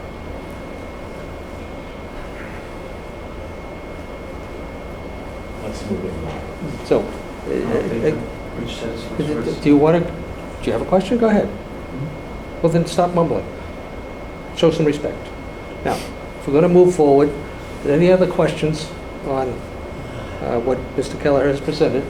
If not, Mr. Kelleher, proceed. All right, let's go to the next, the final slide. This is very busy, so there are just a couple of things I want to point out here. What this does is looks at what the spending is for, you can go back where you were, I think that You don't want any questions. We just want. Would you let him explain what we're looking at? No, back there, I'm telling you. back to, yeah, and we don't, that's fine, Mike. This actually goes out through 2034. And what, there are a couple of sections, and the first one is what we expect we're going to get in free cash. We had 895,000 this year. It was really 695. The other 200 is money that's going to be put into the electrical emergency that we talked about. The second part of this is bonding, and where the bonding comes from is, as I mentioned, $1 million for roads. That's $1.5 million of work funding $1 million out of the town. And then I went and looked at what was on was deferred from this year that I think will probably in all likelihood come back up next year, or is on the department's 5-year plan. So I put those larger numbers in there and slot them into what I think would be the bondable life for it, okay? And you can see that where it says total bonding, those are big numbers, $1,600,000, $1,570,000, $1,550,000, well beyond what we can afford to do. But that's what's likely to come up. And then the other funding, I don't know that we'll be getting any next year. I'm not going to plan on it. If we happen to get it, we get it. But those are one-offs. We had $950,000 last year, and as I've already explained, $1,700,000 this year. So that gives us our total capital, that what we think is going to be presented to us before the Chapter 90, and Chapter 90 is about $517,000 going forward. We can skip down. The next section is just the sausage making. It's the debt service and how it's calculated and where it's going to slot into each of the years, assuming that the bonding happens and then the debt service gets paid. You can move it up a little, Mike, probably to the bottom. Right here? Yeah, okay, that's good. So we find out what the total bonding is against the line in blue. It says debt service limit. That's the limit that has been established that we won't go over in our bonding request. It's $1,350,000. It was $1,300,000. It's gone up to $1,350,000. And then we have the Capital Improvement Stabilization Fund, which is used to buy down some of the cost to bring the the debt service back into line. And we're beginning this year with $2.7 million in there. The $500,000 that was shown up above is just an in and out of this. It actually doesn't even go in and out, but just for simplicity, I show it this way. Then the next blue line are deposits from free cash in October. We have typically been getting $250,000. It bumps up to $350,000 in the late years in what we've been estimating. And then that will give us the balance in the debt stabilization fund at the end of each of the years. You don't see 34 in here, but you do see 33, 32. If you looked out more, it stays about the same at about $4.5 million. In the red line is the excess between the $1,350,000 and what is shown in likely bonding from requests. And that says we would have to use $279,000 in fiscal 28 to bring it back to the agreed upon debt service. In each of the years thereafter, we would have to take money out of the stabilization fund again to bring it back to the debt service limit. If you slide all the way over, Mike, so we can see the end of this. Okay, so our debt service, if we got the 250, the 350 to 400 that's on that blue line above, our balance would be $5,386,000 in the debt service. If we don't get the amounts on the blue line, then our stabilization fund would be $2,736,000. The overages that we'd have during the same period of time, the aggregate of the red line, is $2,284,000. So essentially, if we can't count on getting free cash in October, there's nothing left in the stabilization fund. And that's why I'm saying it's not sustainable without having some additional funds going in there. And we're going to have, and the other thing that would happen here is if we didn't get the extra funds in October, is we'd have to cut back on what we're bonding or what we're recommending for approval. So you would take that right out of the capital request. Well, yep. We got a tight plan here, but it relies on having a dependable source of revenue to do it. Mr. Massey? Mr. Chairman, through you to Mr. Gilberto, can you just briefly explain a bond and how that isn't additional tax?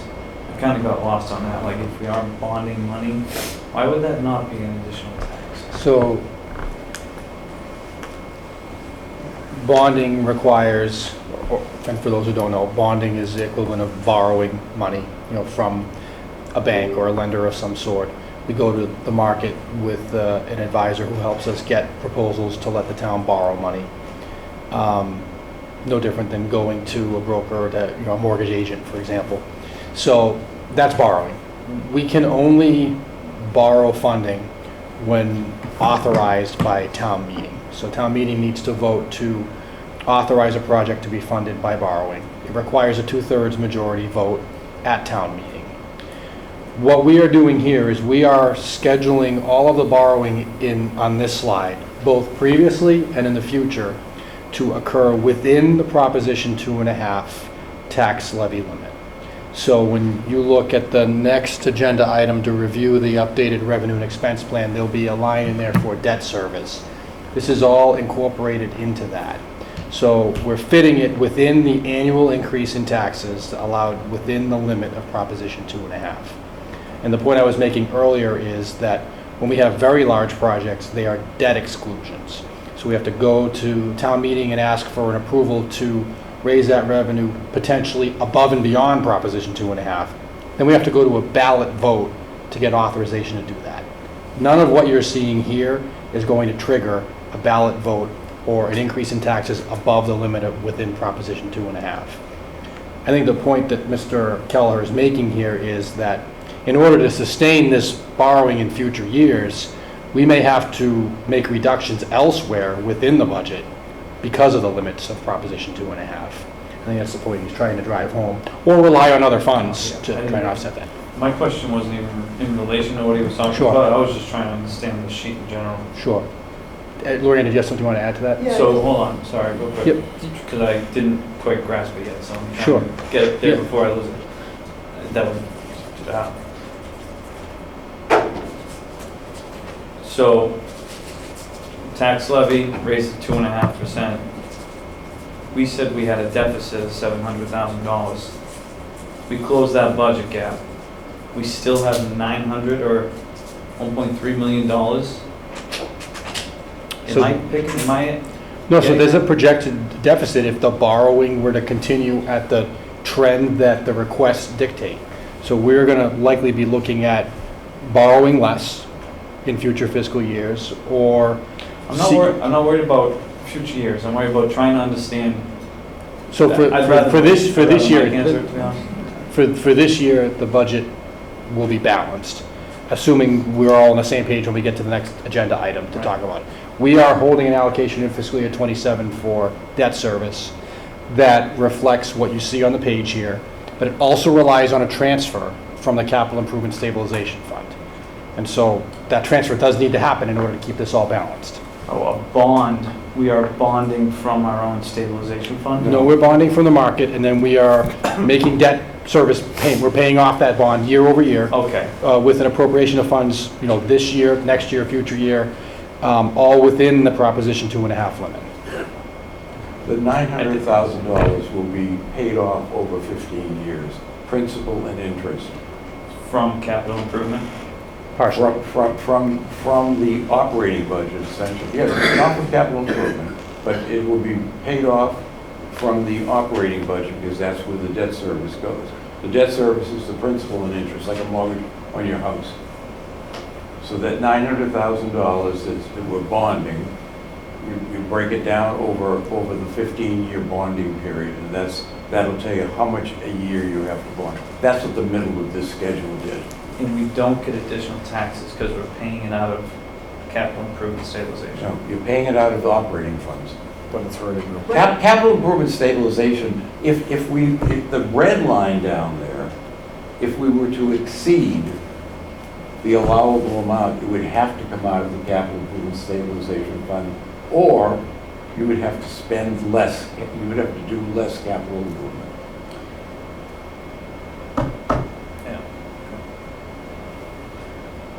The average person asks 1, maybe 0 questions per item. I ask 50, so that's why I'm sorry to bring this all on once, but that's what frustrates me about seeing it for the first time. Mr. Chairman, could we Yep. sit, well, if I start to speak? I just want to explain, so we had a deficit of 700,000 that we balanced, but that was the municipal side. On the debt service, it's a fixed cost that we take off the top first before we do municipal and school. But if you look at, when the omnibus comes out, or if you look at last year's, there's a debt service line item, and it lists every single project and the amount that we have to pay for that year, for that particular project, the principal and interest combined. So you can see, it'll say middle school, high school, Right. high school bathrooms, all those different things. So it shows them all. But right now, we're splitting between raise and appropriate, the tax levy, and capital improvement stabilization fund to fund it. So we really should be paying for it as much as possible out of raise and appropriate. And then so we should set a limit, say 1.3 million. Anything over that, then when it goes to, let's say 1.6, then we could withdraw from the capital improvement stabilization. So, but it's a fixed cost that we allocate to first before we split. So that's how we were able to more or less balanced. That's why we had the $700,000 deficit we had, because we had that. Is there any point in town meeting that we show how much is remaining of all of our funds? Park Street Bridge, for example, never knew we had 200 grand. DPW garage, never knew we had 45 grand. Capital Improvement Stabilization Fund, if it wasn't for this slide. What's the other one? Recycling table stabilization, that's another one. I don't know. We should be updating our people every year at town meeting. So, through you, Mr. Chairman, so when we print the warrant, we put in the warrant transfers into all of the funds you described, and we put in the description what the balance is. And because of the feedback you're just providing that we received for the past probably 5 years, going back to the wastewater project, we also display it up on the slide there, at the very beginning of the meeting. So people are walking in, generally they're seeing it up there as well, in addition to having seen it in the warrant. I think with the articles, that's a lot harder for us to try to manage. There's a lot of them, and I think we'd be overwhelming people with funding, because I think we'd be misrepresenting, because they're going to see that there's a project with a balance. That project may not be done yet. What about the funds that we don't use at town meeting? There are plenty of things that we have funds for that we don't use. So how do we know? That's what I'm getting at. It's like we need to know how much money we have and where are the little buckets, because you might know very well, but They're from the board. I'm sorry. Aren't they in the, there's a listing?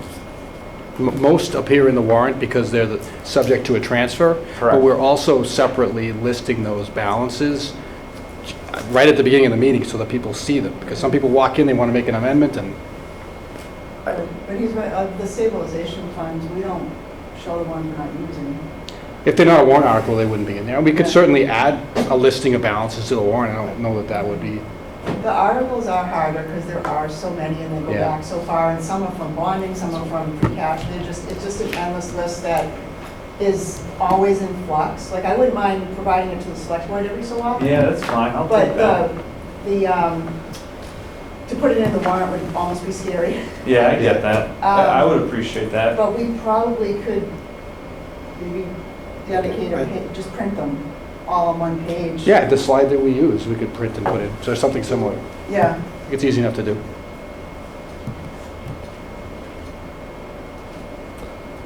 Mr. Studo? One thing I'll say, yeah, because I do agree with Mr. Matt, it's, the information's there, it's whether or not you want to grab it, sometimes it's harder. However, as Ms. Mullins probably knows, because she's been actively seeking this for decades, the problem is that, I hate to say it, the typical person doesn't seek it out, and you got to be more involved.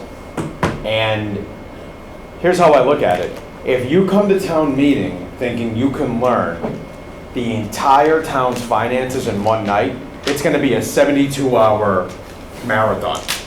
Which you might as well call it the North Reading 72. And it's serious, like it takes like, so that's why I'm saying that. But us as select, yes, but we should know, and I want to know. And why yes, shouldn't I agree with what you're saying, but I think that the first part was that we can give as much information as we can, because I went to town meetings before I was on the board, and then I realized that I was ill-prepared, and it was no one in town government's fault, except my own, because it was too much. So That's what I'm trying to say. at? What I'm getting at, Prepared? no, not you. You're on the board. You know this stuff. I'm saying for an average person, even if we put all that information, like if we tried to go through every single line item, remember everything came and tried to find it in like, the journals and the audit that we go through annually by the CPA firm, we would never get done with a town meeting. That's what I'm just trying to say. So what I'm actually also want to say is that if you want to know the ins and outs, which it's all available, especially on the website, you can lead a horse to water. That's what I'm trying to say. For a lot of citizens of North Reading, you can't make them drink. Eventually, they got to do something too. Tell me where it's on the website. All right, where I'd like to move forward with the fine. presentation. Someone's telling me. Why? It's 10:22 at night. We have, Steve, I respect weather it, doesn't, but at and again, some we're point talking in about the time- capital improvement plan You'll right talk now. over me, I get it. Good. Well,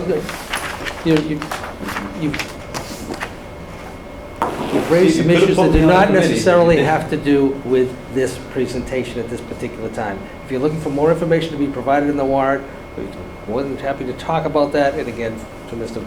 Studo's point, sometimes it's just overload. It takes a long time for people to understand municipal financing and how things work and the machinations. There's nothing wrong with that. It takes a long time. For members of the board, it takes a long time to grasp it and understand it, and there's nothing wrong with you asking the questions.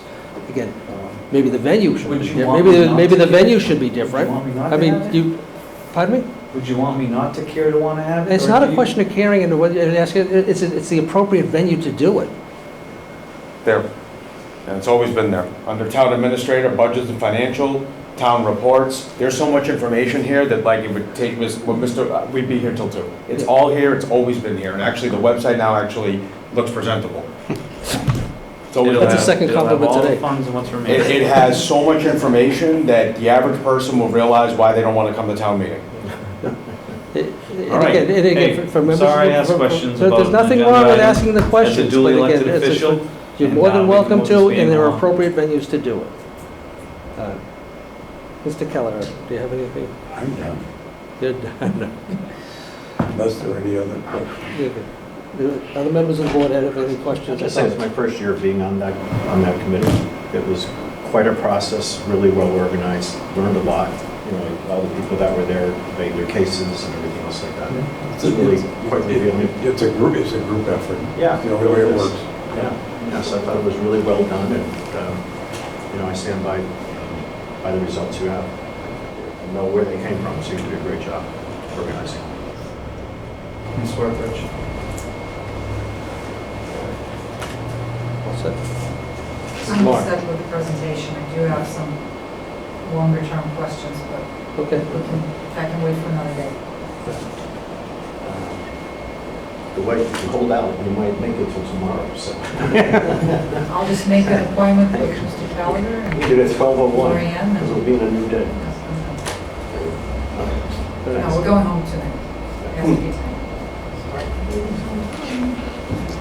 I think DraftKings has that available right now to bet on if you want. No, I just checked. You just check. All market. Right. So, any other questions, comments in relation to the report by the Capital Improvement Capital Improvement Planning Committee? And again, I too have spent a number of years on and off of that committee, and it's a lot of work. It's a lot of give and take. It's a lot of prioritization and coming together to make this presentation to the board for us to either endorse or not, but hopefully endorse it and bring it forward for town meeting's consideration. But there's an awful lot of thought that goes into, not just for the current fiscal year that we're talking about, but looking forward, you know, what's sustainable, what can be done, what are we anticipating that we know about, and again, there's always these surprises that pop up. And you know, in relation to, you know, carpet in Town Hall, it might have been included in a $50,000 appropriation, but again, we had a water break somewhere or something else took place, and the funds are available, broadly appropriated, so that situations that present themselves can be done and then reprioritized. And again, then you see the carpet, as an example, brought back up again because it wasn't able to fit in because something else more important happened. And it's still there, right? And as you start to prioritize things, it falls down the list because what on top of that do you disagree with, whether you'd rather do some carpet? No, just so you know, when I asked that question, I knew 50 grand wasn't enough for carpeting it. So And I it's- was it's not for the whole happy to thing. receive that answer. Yeah, but it's not to do the whole thing, but anyway. And again, the members of the Capital Improvement Planning Committee spend an inordinate amount of time scrutinizing, asking questions, and then assisting in the prioritization of projects, and then how do we fund it?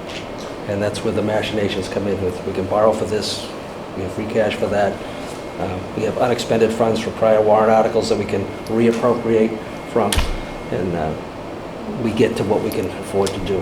As far as you know, the debt service, we have established a baseline that we do moving forward annually that we can afford within the confines of 2.5. Try and stick to it, and when we can't, we have also made contributions to the debt stabilization fund to take care of those little anomalies. But overall, it's pretty static.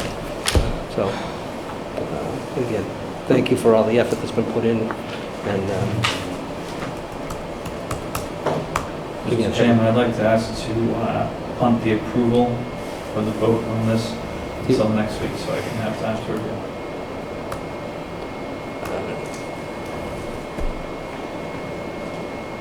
okay, it's up to the board. We have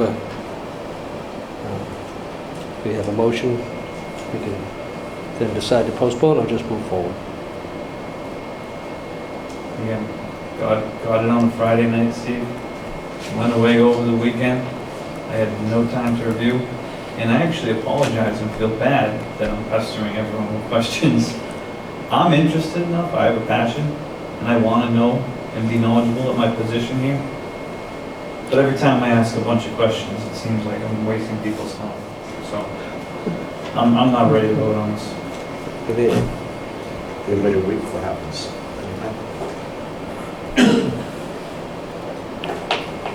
So you won't be, through Mr. Chairman, you'll be asked to sign the warrant, which generally will include these items printed in the version of the warrant that you sign next Monday night, and that's our deadline for signing the warrant.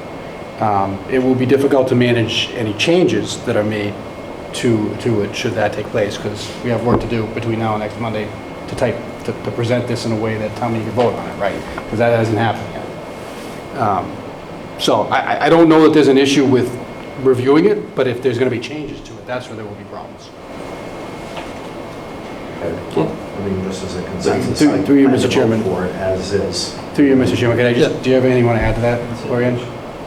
No, so for the packet, I could have it ready. Right. In its current form, I mean, you're working off of a document. No, it would be what's printed in the warrant. I'd have that ready with the transfers down the bottom. Right.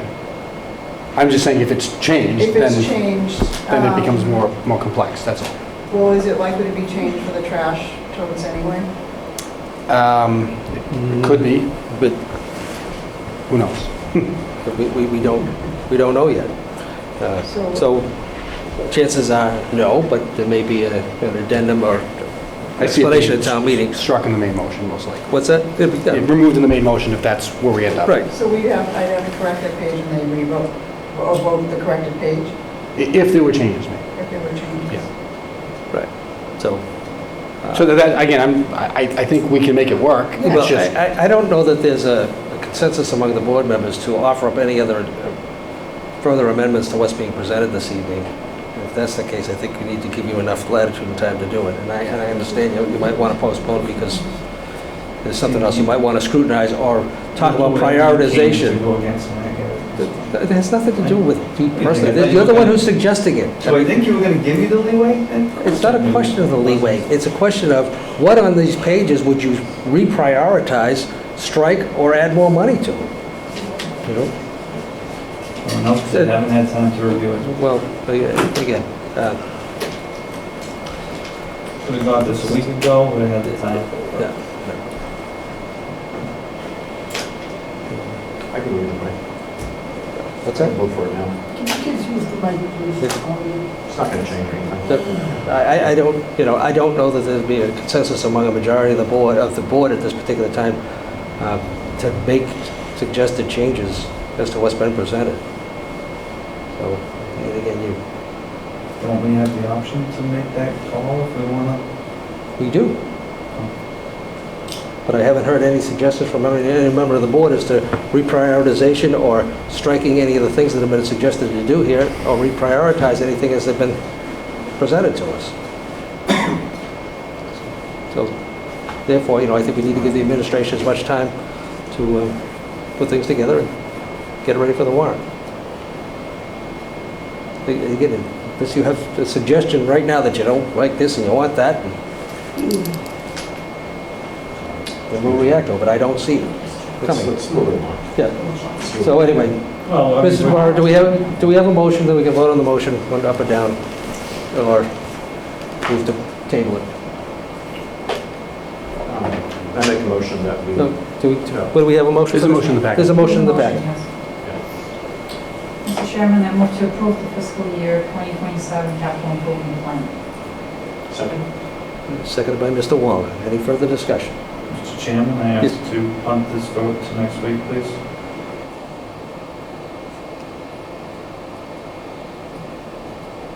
think two of the members that are going to vote are very intertwined with it. I think one member hasn't asked a question. I don't know if she knows how to read it accurately or not. And I think you're involved with everyday discussions in town. Anyone could have called or talked or sent it earlier. I just feel like you've presented it and now you're asking to vote on it. $3.8 million, it's not cheap. So I'm not ready.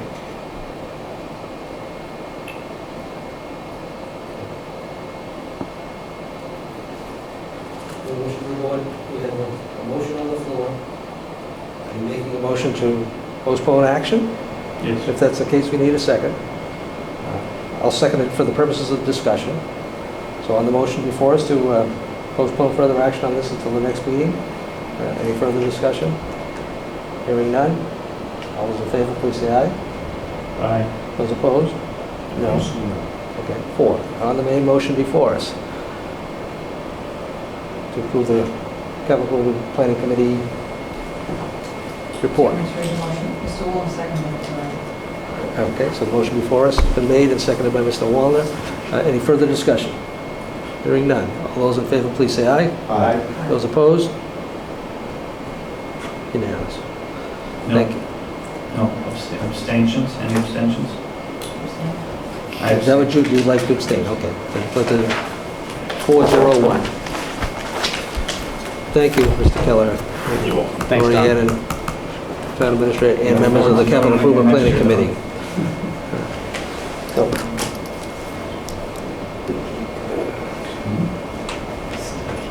okay.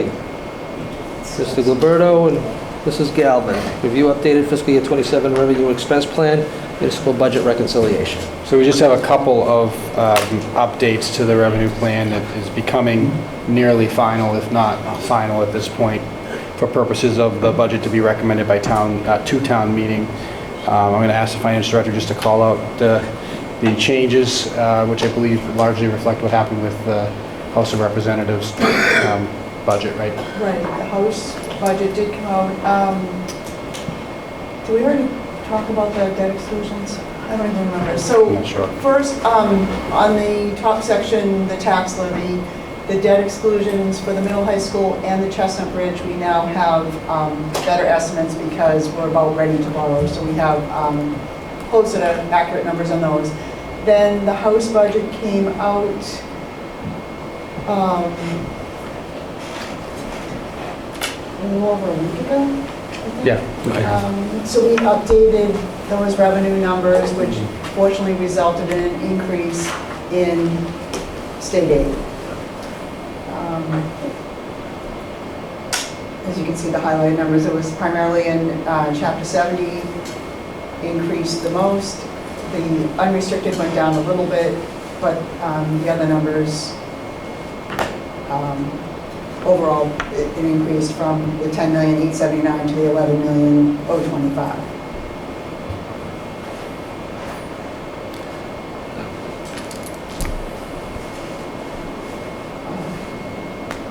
So then, as a result of that, Were there any changes to state assessments? the state assessments went down a little bit, very little bit.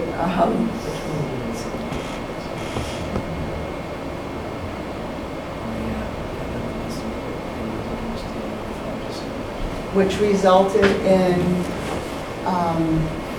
a surplus to the town of $16,000, and the school came out even with their budget request.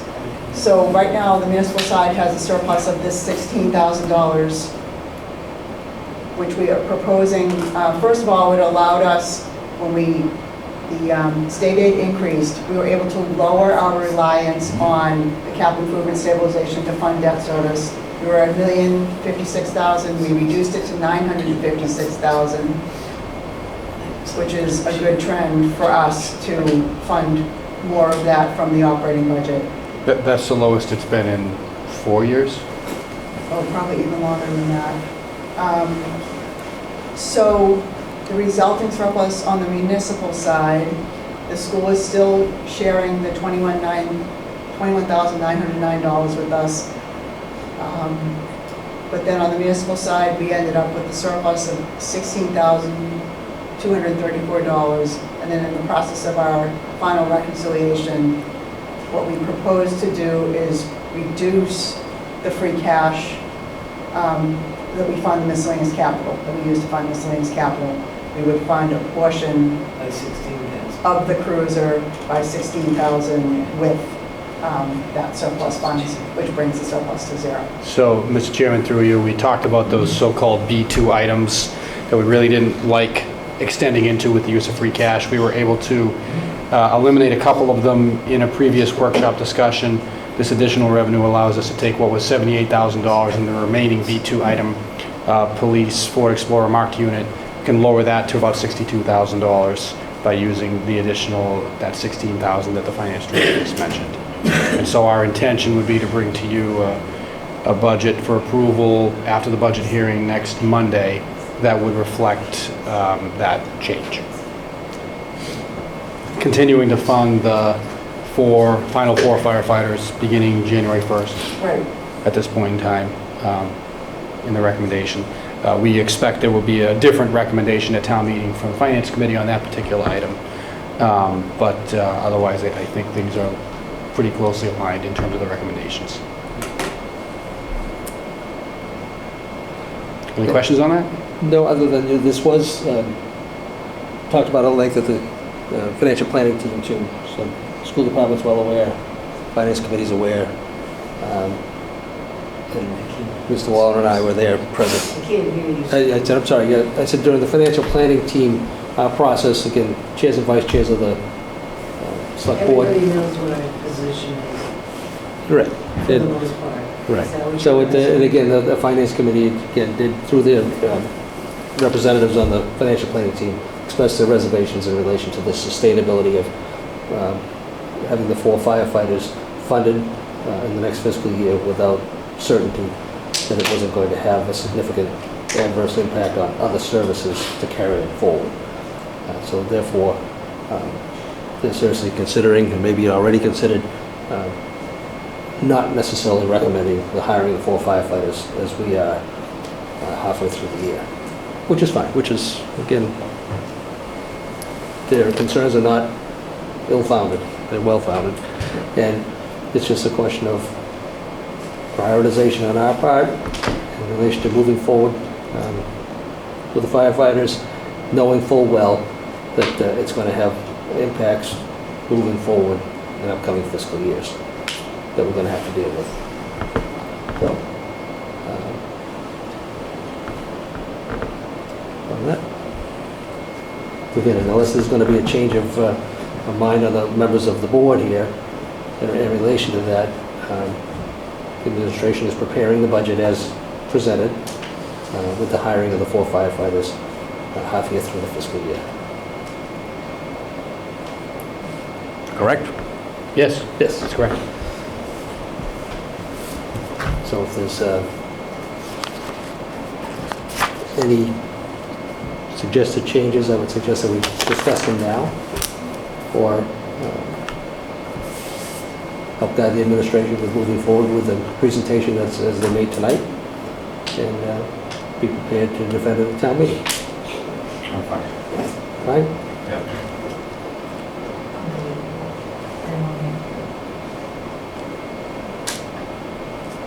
All right, so, We don't need a vote tonight, but we will ask for a vote next week.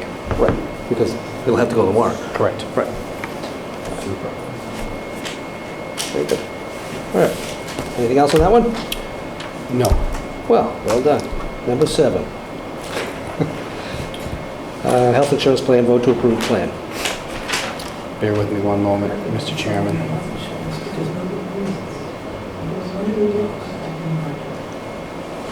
Saving you a few bucks, so I'm sorry. I'm saving you a few dollars, so come up with ideas.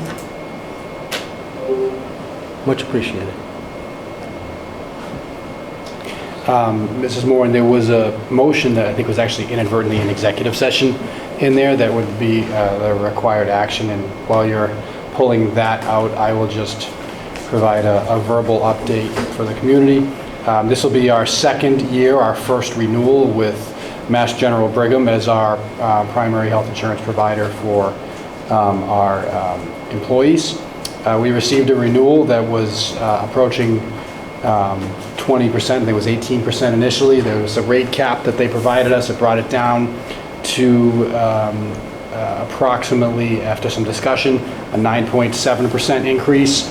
We have a participating funding arrangement that we work with, which further brings that 9.7 down to 9%. And then based upon our strategy of using surplus from the PFA in previous fiscal years, we're able to bring it down to a net impact on the town's budget and also on our employees of an 8.5% increase. I will note there is a significant formulary change that is occurring in nearly every city and town and in state government, which is the elimination of coverage for GLP-1 medication for non-diabetes purposes or for weight loss purposes. So that is a change that's happening that is being implemented by our provider, and we've talked that through with our collective bargaining units over the past month or so. So at this point, we have a motion that we prepared for approval of the plan, which will allow us to proceed with the open enrollment process with about 60 days lead time before it goes into effect on July 1st. And I would ask the board to vote to approve the plan. Mrs. Moran? Mr. Chairman, I move to approve the attached health plan, the attached health insurance plan for fiscal year 2027. Second. Motion made by Mrs. Moran, seconded by Mr. Studo. Any further discussion? Hearing none. All those in favor, please say aye. Aye. Those opposed? Any abstentions? Unanimous. Thank you. All right, trash and recycling. So, Mr. Chairman, just, unfortunately because of timing, I was out of the office last week, and the DPW director, who was taking the lead on solid waste, is out of the office this week. So he did provide a pretty, I think, detailed presentation that I uploaded into the packet earlier today that I know he's also reviewed with the finance director. As I mentioned in our workshop discussion, this is an active procurement, so we're not going to talk about particular vendors at this point in time, but we're talking more about the design of the program and some scenarios that we've got some more information on to review with you. Looking for feedback so that we have a direction to go in on this. I am going to try to move somewhat quickly because I think as I looked at the information, it really narrowed what direction, based on the feedback, that I think we would be looking to go in. But that being said, we have 5 options that we've put together. I've got them up on the screen here. This is the weekly collection of both trash and recycling, which is the current program, with 98-gallon carts being provided and a trash fee to fund it. Total cost of $1,868,690.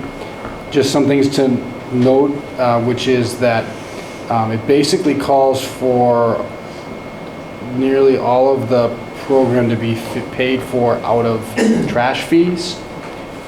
It would require the highest trash fee amount, and I just grabbed the number off of the corresponding slides that come later on. I basically picked the first dollar amount that created a surplus in the stabilization fund.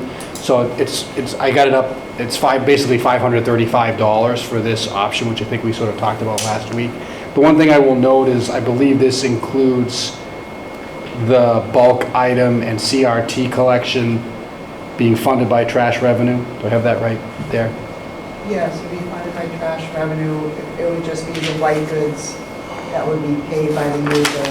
And the $44,600 for the food waste drop-off is not included in that number. Okay, so that would need to be added. Right, and that food waste, Joe explained it to me, it's not, they don't have pickup at your house. There's like bins around town, and you need an app, and you have to subscribe to the app to be able to deposit into the bin, but it's not at your house.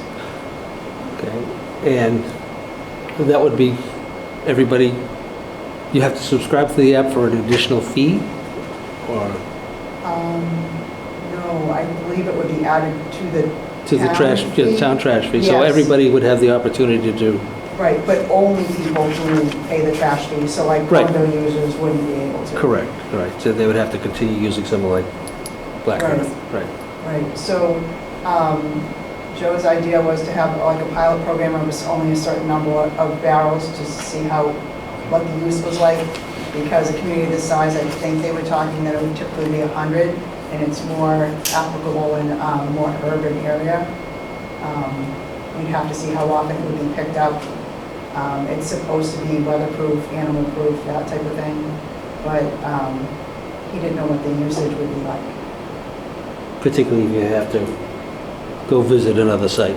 And you'd have to store it in your house, and then you have to dump it into the pail. Yeah, bring it, Yeah, Bring it offsite. store it and then bring it to a location in town to dump it, yes. And dump it, yes. Mrs. Moran. Just with my personal experience with composting, using the Black Earth Recycling composting service, no one's bringing their trash of food waste to a site to just then dump it and put that bucket back in their car. I can guarantee you that that's just not started. Like, I take mine out 3 times a week, and it freaks to my It's bad. But it's getting composted as opposed to sitting in landfill and producing nothing and all of that. But just the idea that someone's gonna put it in their car and then it's gonna spill, it's like, that happens once to someone and then no one's really doing that. I think if we can't get a pickup with the residents, it's probably not. That's just my opinion, but someone who's been using the compost for a while, it's smelly business.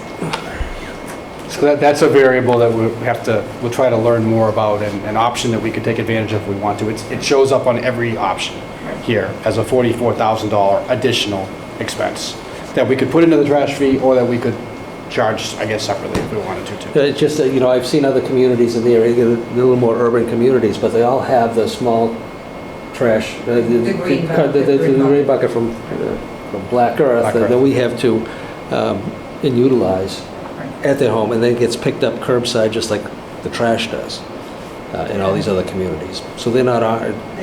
That's not offered. Okay. So I concur. I don't think, as much as I would like to continue to have it included, composting, but this particular program probably would not work well. They could do one per school for institutional pickup, because there's probably significant, that would be a question for the school department. If there's food waste at the schools that could be collected at obviously a much smaller fee, and that would lower the cost of trash pickup at the schools, because that would be one location, as opposed to someone has to take it somewhere, because those compostable bags, They sweat. It's an option we could look at. I know, they compose, right. It's an option that we could certainly look at. Again, we have limited control over the facilities, but it's something that we could certainly look at. And just to be clear, we would not necessarily need to end the Black Earth program. That's No. separate. Okay. No. And again, that's, you know, it's not cheap, but it's amazing how much how it little diverts. trash you generate. Right, how little trash is generated, and how much you really do compost. So this, I believe, is the program that's most similar to what we have right now. You can put out CRT items, you can put out bulk items, you're gonna have to call to schedule it, but you're not paying a fee to do that. And that's what we're doing now anyway. Well, you can put a bulk item and not call. Correct. But you will have to call because of the automated collection, obviously. Right. You're not paying Right. beyond that. So it's probably most like what we have, with the exception of the bulk items now need to be called in. And that's going to be an issue, I think, no matter what, with who we're talking with. The second option is a slight step down from that, and probably more consistent with what many communities are experiencing, which is the same program, the exception being the CRTs, scheduled and paid for disposal by users. So that results in a savings. Sorry, this is not, I think it's about a $50,000 savings. so $58,000 savings by doing that. And basically, you have to call in, schedule for your CRT item pickup, which is very common in most communities, and pay a fee for it, rather than just leaving it curbside or calling to have it collected without a fee. So that's the difference. It's a fee for the CRT items, and again, that's a weekly collection. You would be calling it in and paying a fee. So it saves about $58,000. It drops that, I'm using round numbers, $535 annual cost to $520. So it saves $15 per year per household by doing that, which presumably, it would be recovered by the fees being paid directly by those who are disposing of CRTs. I think it's something we should be considering, because what I've heard at one point, we kind of were known as the place people bring CRTs to be disposed of because you don't have to pay. So I don't know that we want to be in that spot moving forward, but it's a way to at least shave a little bit off the cost. And that estimate's a little high at 520. It would be a little bit less. I just went to the nearest increment. And again, we can determine the fee moving forward, but just trying to give people an idea. And Joe said he thought that would be negotiable. He initially told me it'd be $75 per pickup. Okay. But he also said it might be that it doesn't necessarily have to be every week, that we might be able to negotiate less frequent at less of a cost. Do you have a question? No, I was just going to make a comment. You can recycle CRT and other electronics through annual town drives. Like Masonic Lodge just had one. Do they charge you? The cost is a lot. They charge you? Yeah, they do, because the cost is less than $75 per unit. Yeah, and then, but some of the stuff that you be recycling too, places like Staple will take them for free. They'll give you credit. Yeah, so I mean, so there are other retail outlets that do take some of the items back. What's that? Best Buy.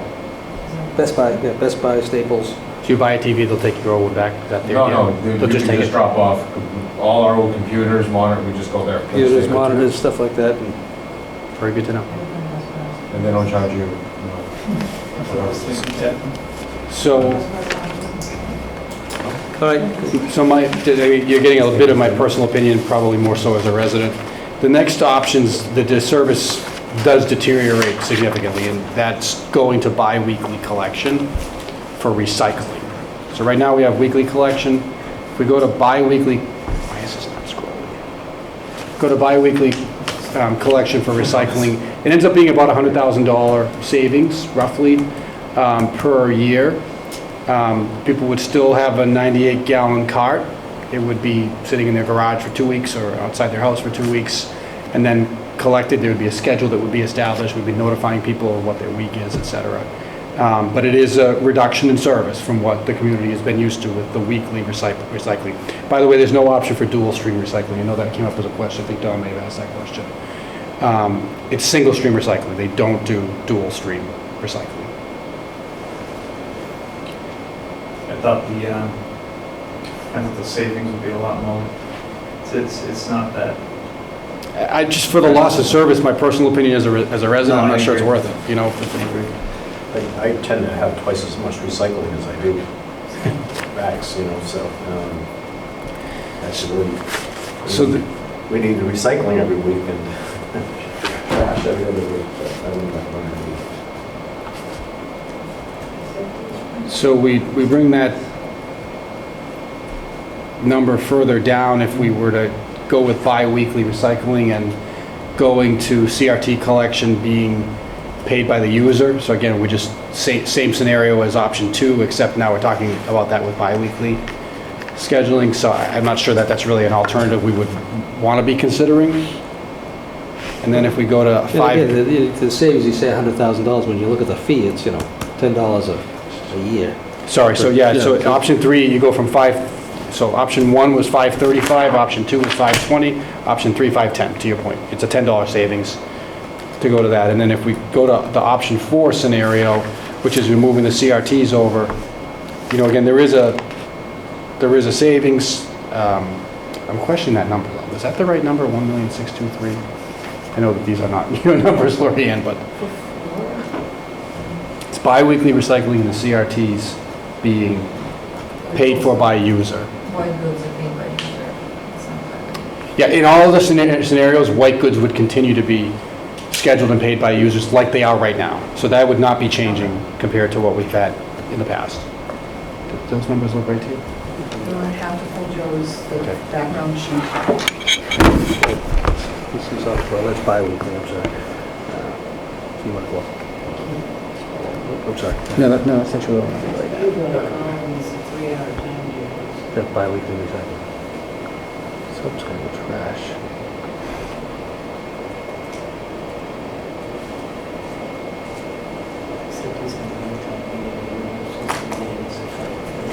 So this is just, that. I think that's the total number, so I'm probably not gonna find the number I'm looking for there.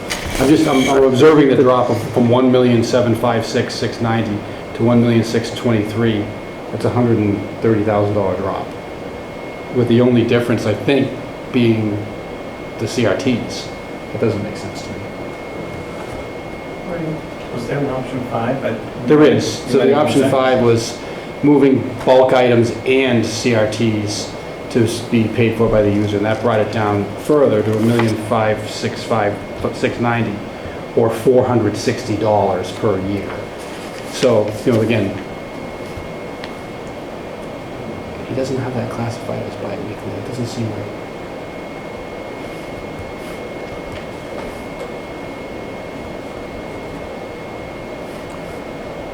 That's an option 6.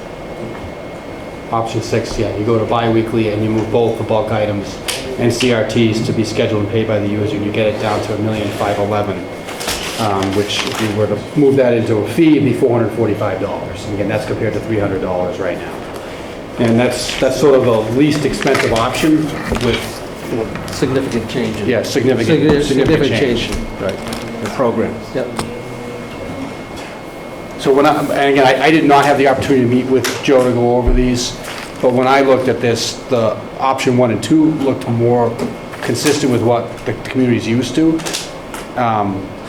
Obviously, that's involving, on the numbers I provided, moving that all directly through to the user at either $535 or $520. We do have a balance in the stabilization fund that we could use in 1 or more years to try to defray the impact slightly.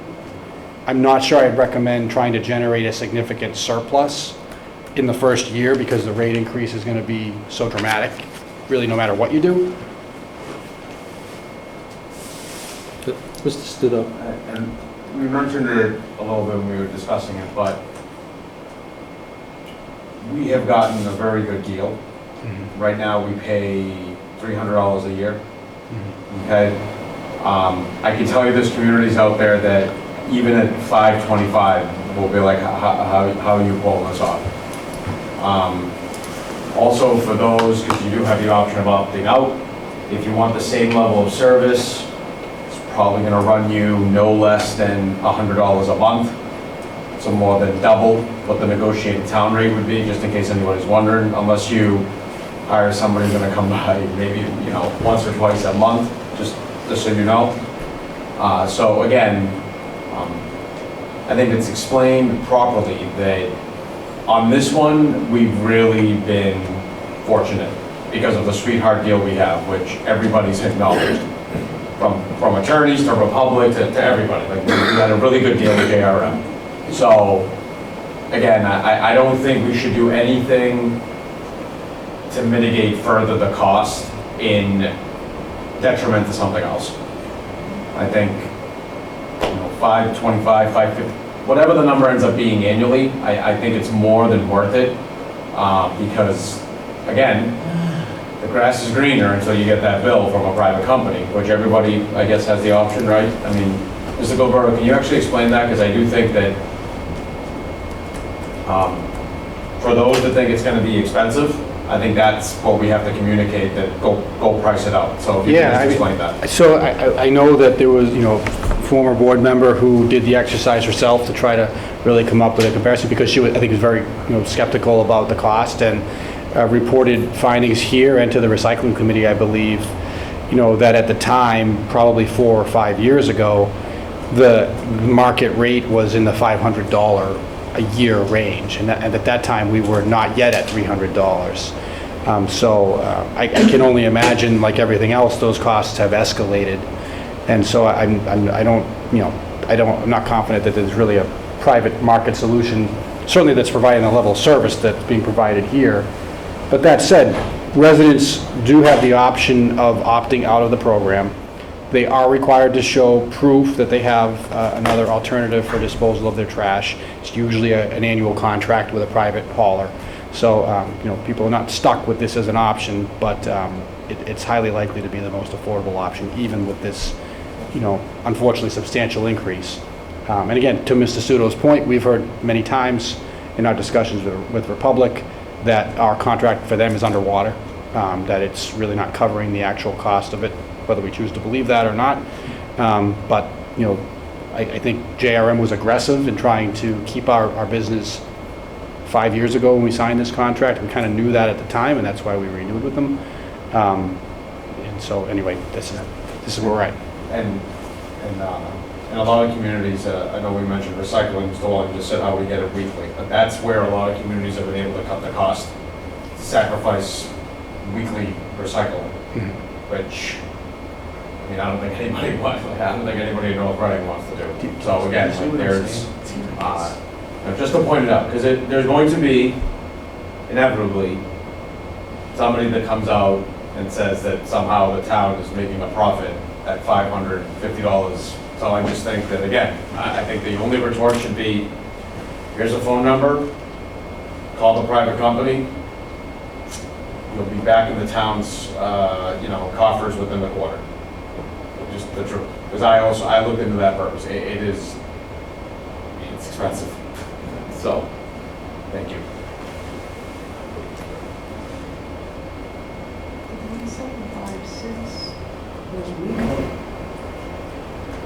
What's that?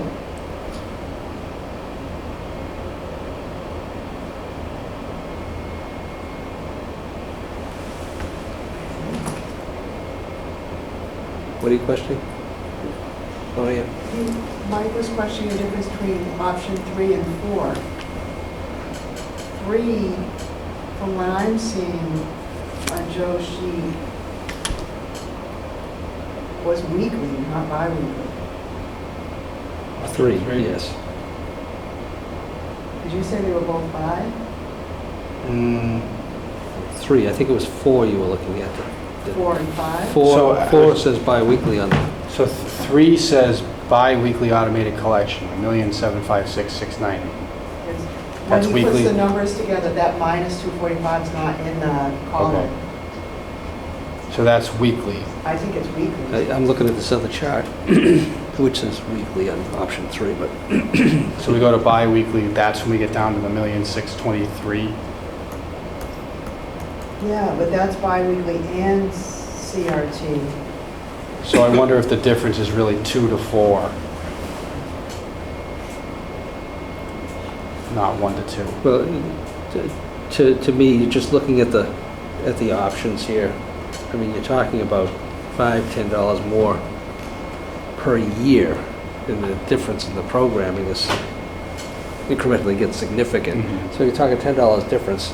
To me, I'd like to just compare the apples to apples. What do we get now? And what's going to be on the new one? And you're up around 520. You're $10 a week. Right now we pay $5.75 a week. Based upon our current fee, thereabouts.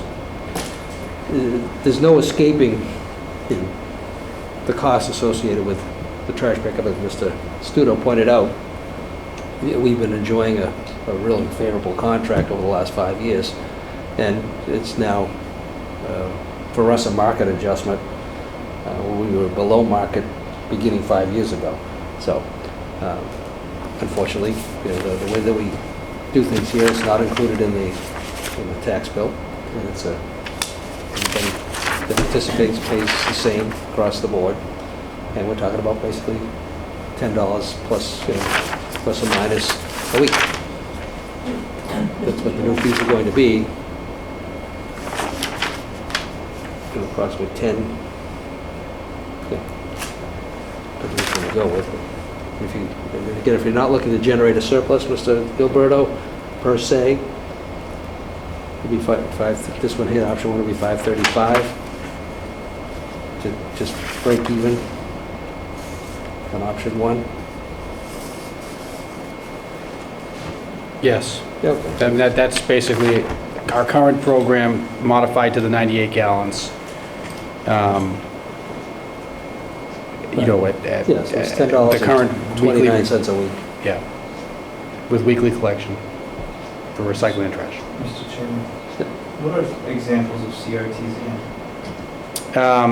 Computer monitors, television monitors. I think that they told us that even the flat screens are collected that way. Did I remember that correctly?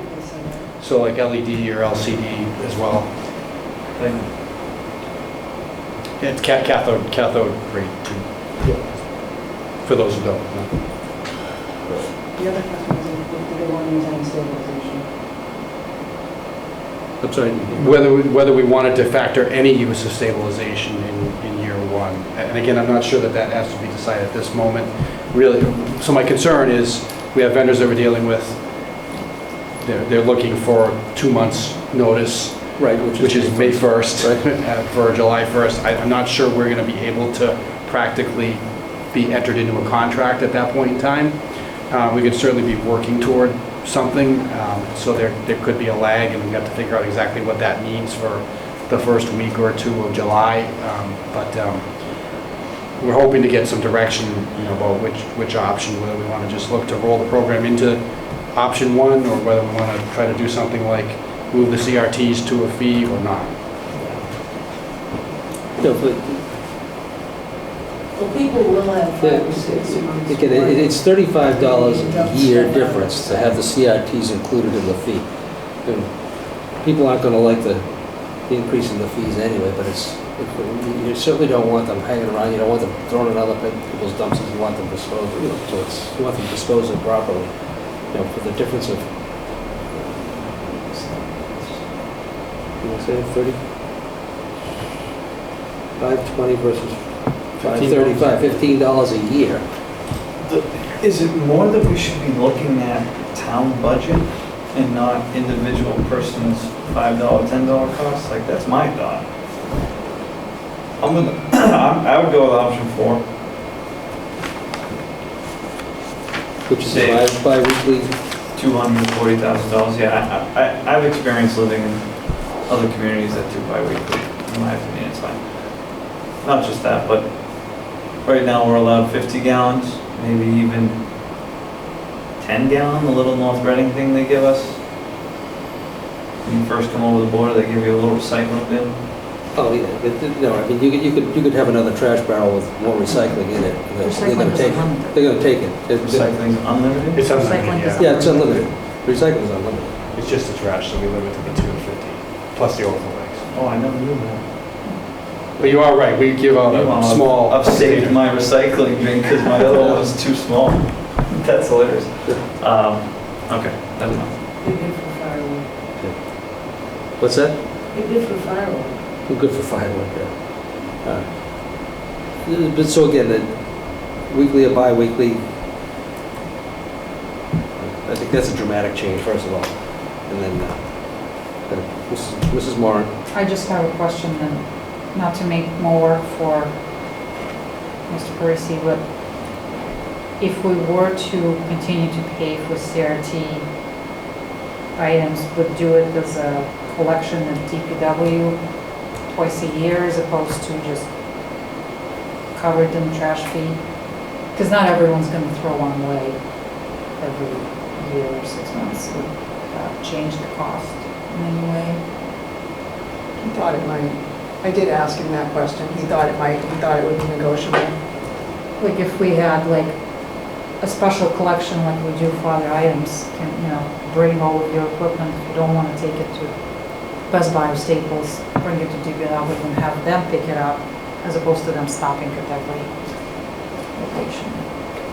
Just a question. Yeah, I did ask him that. He was willing to talk to them about it. Ms. Mullen, you have a question? Oh, trash. Just a quick one, if I could. can you make a profit, if you can make a profit on that, like we dropped it, let's say 1.6, can you make a profit on it? Because that money, instead of looking at it like $10, $15, if you can save $200,000, $150,000, and we can use it for something else, that could pay for, no, can you use it or you can't? Mr. Gilberto. So, there was a workshop discussion about this a couple of weeks ago where we went through that. There's an underlying issue in here, which is we have the general fund, the taxpayer side of it, subsidy. We've sort of maxed out what we can provide. So all of the variance we're talking about here is entirely going to the fee, that quarterly fee, rather than to the, so if the more we lower that number, it does reduce the fee, but it does not reduce, it does not make funding available for somewhere else. So it doesn't, right, that's what I was thinking, it doesn't give us that money, if we had that money, we could pay for you send a person, we could pay for the third. Right, and so I would love to say to you, yeah, we could change that general fund number, but we're trying to make sure that the portion of the work that's done by the contractor, that is for this building, the senior center, the schools, we're trying to limit passing that along to the households, and to limit what we do pass along to be the actual curbside collection, or perhaps some of the drop-off that they're able to participate in. So that's sort of like it's a floor, if you will. Okay, that's what I was just looking, if we had that money, look at it as a big number that put something else back in, but, okay, answer the question, thank you. Sure. And then, again, we don't certainly want to gloss over it. We are talking, approaching $2 million in this cost, but we're talking about it in the context of the fee, because all of what we're talking about here, with the exception of about the base 8 or 9% of it, is going to be in the fee. Thank you. So we will need the budget and the revenue number by next Monday. I mean, we're going to have a budget number, and if we have to change it at some point, then we'll change it. And once we get that number set, we'll get the fee set. I'm more worried about the contracting, because that's timing. That any sort of gap that happens could be challenging. Mrs. Hurlbert? Yeah, I think there's been some confusion about how many kids you can fit in a 98-gallon schmooze. And so I did call Joe today, and I asked if it was possible to have one somewhere displayed or whatever, and he suggested that Reading was using 98-gallon under barrels, as I call them. And anytime you go through Reading, if you see one of their official trash things out there, that's 98 gallons, so that was that answer. Because I had no idea, there were a lot of people that were concerned they wouldn't fit in their garage, and they didn't know what they were going to do, would they be able to handle it, et cetera, stuff.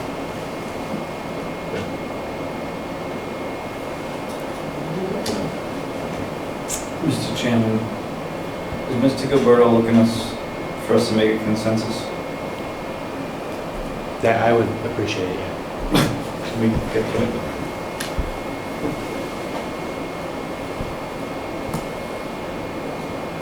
Consensus to the board as far as first, second, third impressions? What you think we should be looking at? Do we want to maintain the current level of services and then see what the associated fees are and move forward with that? Or are you looking to have additional fees for bulk item, for CRTs, things of that nature? And is anybody also entertaining bi-weekly for things? I personally am not. Mr. Studo? I think we have to keep the same level for this. I think it's one of those things where, no one wants to pay more, but the first time any of the stuff that you no longer have comes up, and amnesia is going to set in. So I think we have to keep the same for this, because I saw what happened when we missed trash for like 2-3 days. It was like you would think that like we had gone to war again, like in World War II. It was like the end of the world in North Reading. People were burning things in the backyard. Like it was like it was just hysteria. So I could only imagine if somebody finds out, which they will when they don't pay attention, that they put the couch out and no one picks it up and it's like an extra cost. Forget it. They might deliver it here, Mr. Gilberto. So I think we have to keep level services. at whatever cost that's gonna be, because again, maybe we're starting from such a low number. I mean, it's just.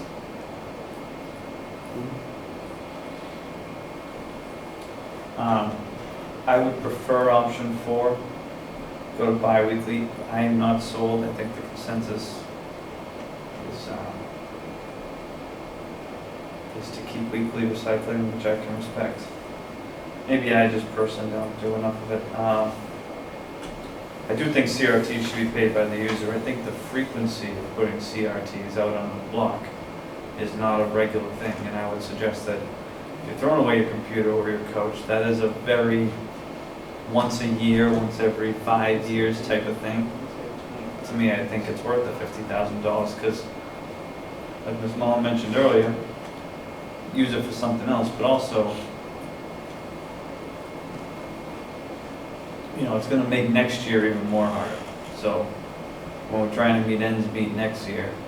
But this has minimal impact at all on the budget because it's all fee-based. Because it has nothing to do with balancing the budget per se, because we're generating enough money to pay for the service. It's just a small percentage that's covered by the tax, real estate taxes. So most of this, 90% of what we're looking at here is fee-based. 91%. Okay. Yeah. How long is the contract for? 5 and 5. 5 and 5. Mutual 5 extension, we're talking about. I just think the frequency of people throwing away those. I just know, personally, I could probably go bi-weekly, my own household, or my next door neighbor. Well, tell them to go to Staples. You got a great recommendation. No, I'm not talking about the Free. CIT, I'm talking about bi-weekly. Oh. It just wouldn't work. I mean, depending on the number of people in the household.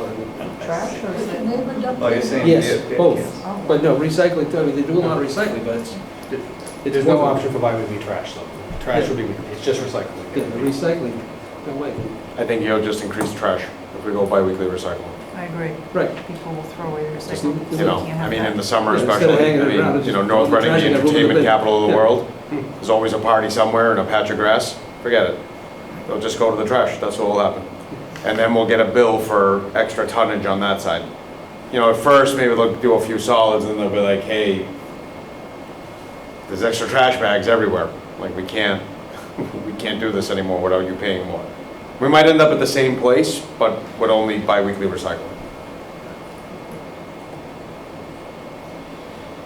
And again, I think, and again, it might be $50,000 difference as far as overall fee being paid by most of the people in the community who are using it. But on a weekly basis, or on an annual basis, it's not significant at all. To me, I think it's important that the trash gets picked up and recycling gets picked up and put it away, and we don't have to worry about stuff accumulating in side streets of the houses. Years ago, we always had problems on Willow Street, mattresses and Willow. I still haven't Other gotten things that thrown Willow. away, I feel like it's gonna take me to like another But I mean, dimension. I concur with Mr. Goff. We're just trying to maintain the service that we have now. The difference is significant. There is no significant difference in the annual fee associated with curbing it. I just think people are used to it. Expectations are high. Fees are going to go up significantly. So for fees to go up significantly and you get a reduction in services, I think is not that necessarily a good idea. Sounds like the market. I mean, it's not like, hey, we're bumping trashes up. No, this is the market. This has finally caught up with us as far as what the market rate is. And we've been the beneficiaries for the last 5 years of below market rates. But the good thing is, just to mention, it's a 5-year contract, right? And what's the step ups? It's about 5%. Okay. So that's high. Yeah, it's something we're going to try to work It's something to try and work and negotiate negotiate down. And we're trying to, but because of our starting point, if we do this right, we'll always be below market. And I know there's a lot of things, but I think when they're bidding, right, they're looking at what you had before, and it's like you can only go so crazy where you price yourself out like some of our friends have done. So, no, I think, So is the consensus option one?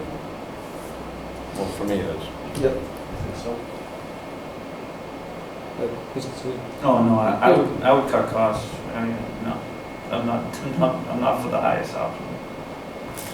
Mr. Studo? Yes. Mrs. Moran? I'm in between 1 and 2. The difference is not dramatic. I don't know that people throw away TVs every week. If we have an option to lower the overall cost, like having special collection day, great. If not, it's an annual cost is not dramatic from one to the other. It's, It's 535 versus 520.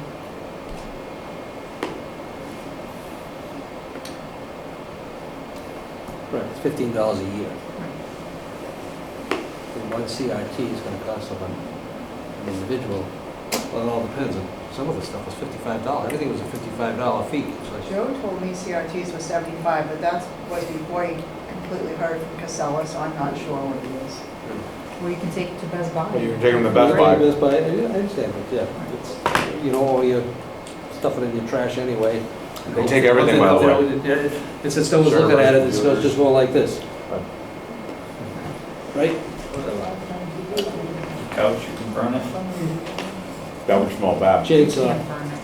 If you see a disclosure that says, you know, California, so if you burn this, you'll die. It's on every couch you buy. All right, so you're between 1 and 2. Mr. Walner? 1.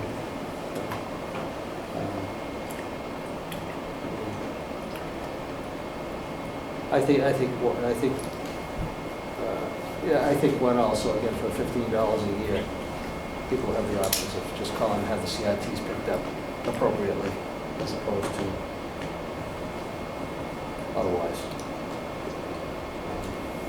And again, that's what we have currently, so.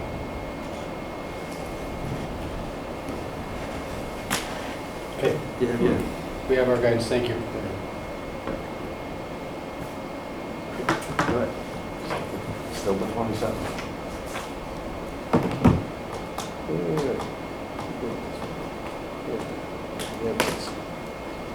Review draft spring annual town meeting, June 1st town meeting warrant.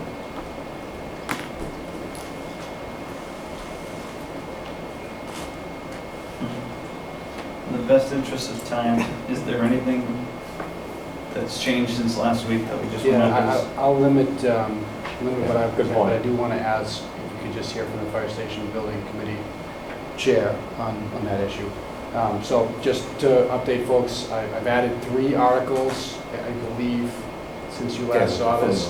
I think you all know there's one that's still under development, which is the article relative to bylaw changes that we may need to make as a result of our state water permitting from the Department of Environmental Protection. So that's still being worked on. Unfortunately, I don't have language for you to review here this evening, but I will have something for you for next week. And if it's not ready to make a recommendation at that point in time, that's certainly fine. But this is to come in compliance with state law? It is a compliance issue, yes, for us. So we're going to either recommend coming into compliance or not?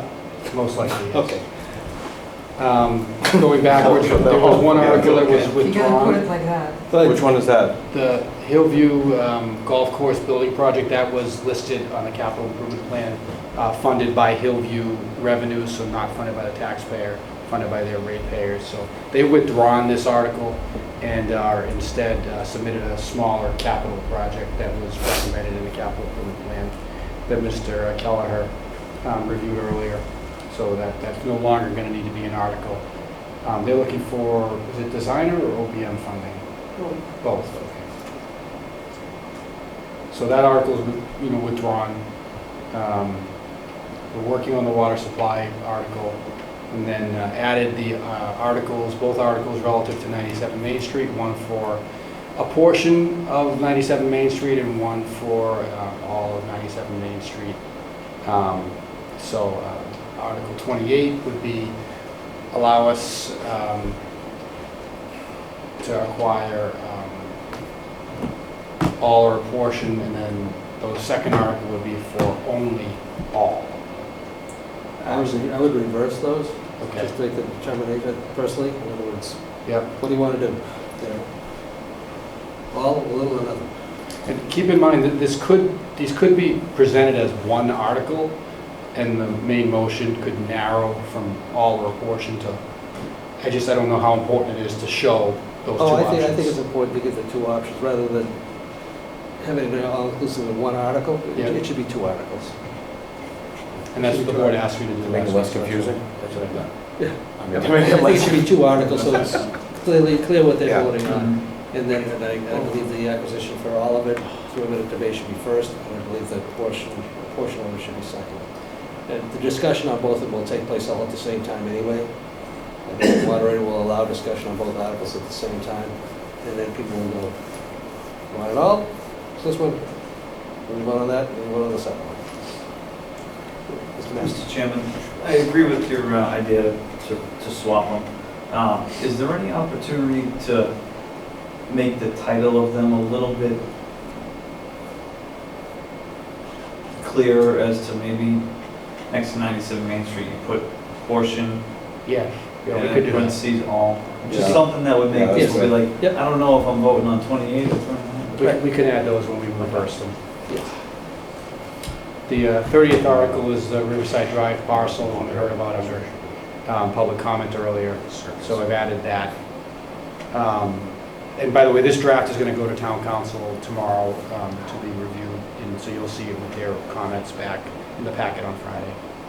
I do want to ask if we could ask the Fire Station Building Committee Chair to just provide an update of tonight's meeting, their meeting earlier this evening. I know you alluded to some of it, but Mr. Silver, just what, or do you want me to provide the update? I'm sorry, what did you ask? So there was a public vote of the Fire Station Building Committee earlier tonight about a couple of warrant articles. I didn't know if you wanted to provide an update on that. I assume that's why you stayed. I can do that. There was a public vote at What was the fire the use of station. microphone? Go ahead and use the mic, yeah, Abby, use the mic so that people can hear. Either that one or that one. Are you talking about the vote at the fire station? Oh, okay. Yes. Yes, there was a public vote at the Fire Station Building Committee this afternoon. And I asked our secretary to please send it to me. Can you use the mic, The motion was made by Chief Stats and recorded, seconded by Mr. Massey to recommend to the Select Board to add 2 to 4 additional warrant articles to June town meeting regarding 8486 Main Street and 7375 Main Street. That was the motion that was made to recommend to the Select Board. And that vote passed. What? That vote passed unanimously? It was unanimous. Is that it? And, Did you say anything about 97? Did I miss that? no, it's already on there. 97. I'm just This saying was what in they were- addition to 97 because we knew that 97 was already going to be on the warrant. Oh, I think the idea behind it was that the committee felt that we should have as many options as possible so that we can move forward, and that we had been working on 97 for quite a while, and we needed to move on and see what else was available. I mean, we already knew that there wasn't a lot available that had the acreage or the location necessary for either a new primary fire station or for a secondary fire station. Very limited. And we had sent out letters to people, we had talked to various landowners. There's not a lot, you know, a lot of them are very small lots, a lot of them back right up onto, you know, one of the brooks, or they're in a residential neighborhood, or, They don't really follow any of the guidelines that the MRI report put out that suggested the best location for West Side Fire Station. So it's not like you can plug it down anywhere. So we did a certain amount of due diligence, and this is what we came up with. I wouldn't say that we've stopped, but this is what we have at the moment. And all 3 lots we have done size fits with the architects on both primary as well as the secondary fire station, although I suspect some lots might be better for one than the other. I think the consensus of the board was to make a determination of those 2 additional articles on May 4th. Correct. Town administrator, superintendent council will draft the proposals, and whether we're going to include them or not on May 4th. That's the date we're going to sign tomorrow. Mr. Massey? Mr. Chairman, and Abby, you might want to stay here for this on your thoughts, but just thinking now, if we put 86 and 84 together on one warrant that says that what I'm getting at is maybe there should be 2 for 84 and 86, one for all of 84 and 86, and the other for a portion of 84 and all of 86. Reason is because that line that we're crossing, we cut off 84. Same thing as 97, it would give people the option to. I think that's a discussion to have with the committee, and I'm not sure that it's something we really looked into yet. I think we will probably have a brief meeting later this week. Was any discussions in the fire station building committee talked about the entire property of 84? You've been in all the meetings. I think the answer is no. And that's what I'm getting at is if you put it out as 84 and 86, you're taking all of 84. Yeah, I know. So do you see what I'm saying? I think it would be 2 articles, one for 84 and one for 86, except that one article depends on another. Anyways, the committee did want to keep our options open. We have a big concern that if the town, and I mean town, I mean select board, moves forward with just 97 Main Street, you are going to waste months of valuable time and money for a fee for an architect that we've been spending. In regards to an idea that came up about a special town meeting after June, well, whatever time you wasted from now through June, just add 2 more months of wasted time. So we're trying to move fast. Obviously, have been saying since day one, land acquisition will be the bottleneck of this project, and here we are.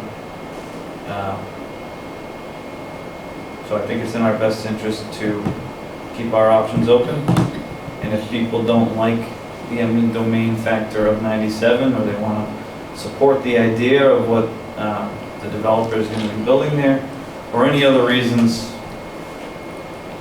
then it would be a shame not to have another option on the table for the residents to choose.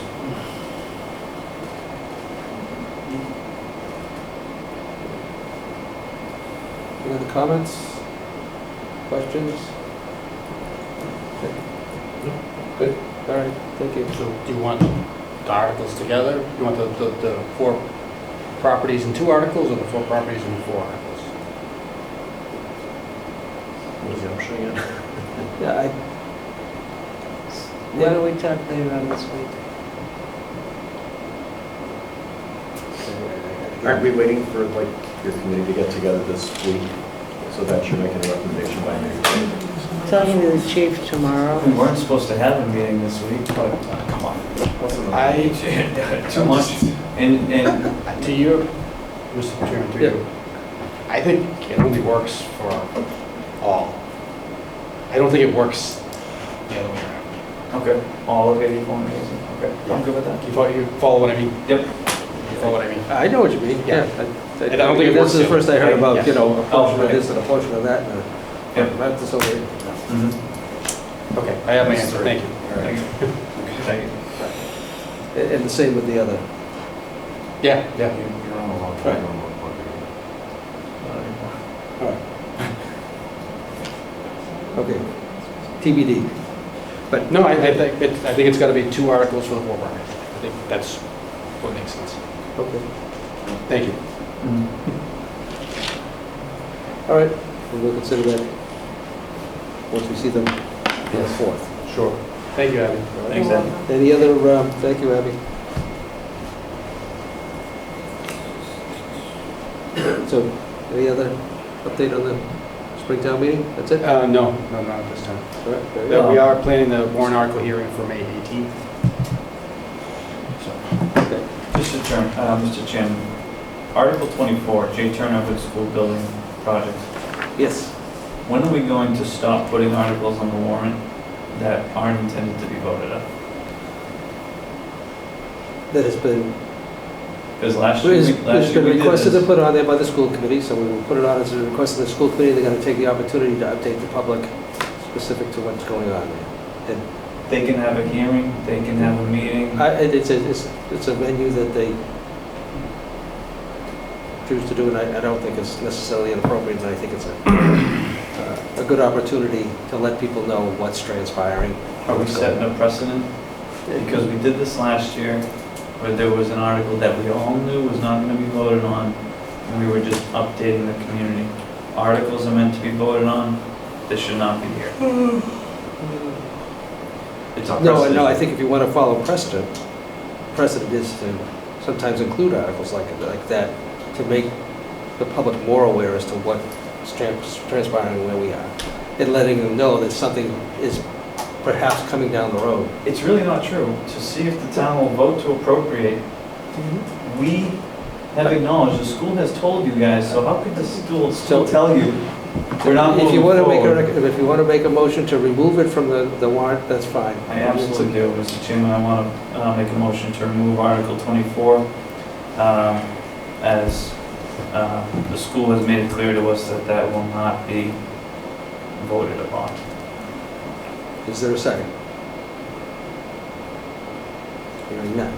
Okay. So, Wait, second for the purpose of discussion. okay. There's a second. Now, any discussion on the motion? I think because because it can be so charged up about school cost, I don't think there's ever enough information. And I think that although the budgets are kind of flipped at the school when it's bigger, I feel that people have more of an understanding of what we do and what we talk about. And then sometimes when these bigger requests from the schools come in, it's like the first or second time they're hearing about them. So I think I don't necessarily disagree for that purpose. I don't think it should be done though for everything. It's got to be done for what could be substantial cost, budgetary issues. Like we can't have a warrant article because I want to like tell everybody, what kind of chocolate I like tell the community. But for big budgetary issues, I think that I do think a lot of people feel that the school budget is an enigma, and unfortunately, back to my previous point of about an hour ago, people want information, then they'll seek it out, and I think this is a way to give it. So that's why. This has nothing to do with operational budget, though. No, but it could be a future large expense. Was it the same exact article that was last year? Mr. Chairman, through you, no, it was a narrower article that was looking at the feasibility, or I should say, it wasn't MSBA language. That's what I'll answer. It wasn't that. I don't believe it was at that time. I haven't gone back to look, but I don't recall it being MSBA language. Right. On the motion before us, just to remove Article, what was it, 24? From the warrant. Any further discussion? Hearing none, all those in favor, please say aye. Aye. Those opposed? Nay. No? No. 1 in favor, 4 opposed. Mr. Chairman? Yes. Not to be disruptive to the process, but we have a new door lock system here, and I'm a little concerned that when we get past midnight, I'm not going to be able to lock the doors, because that has been a problem in the past. with us, so to the extent we can wrap this up before 11:58 or 59, Second. that might be helpful. I know that there's at least one That's item on the security agenda that issue. someone We gotta is- adjourn. Right. Safety. And it's likely, it won't be a problem, but I want to take the chance that it is, because I'm not sleeping yet tonight. So, what item on the agenda, the what? I know he's been here. I know Kevin's here for that. And I just don't- Also technically, right, if we post a meeting for April 27th and then we're still going to April 28th, is it a open meeting law violation? All right, so we're all done with the I'll file one on myself. draft review? Yes. Thank you for your feedback. Okay, next one, old and new business. Mr. Massey. Mr. Chairman, I had a little bit more than I was going to do tonight, and for the best interest of time, I'm going to stick to the few things that I want to talk about. I'll make it quicker.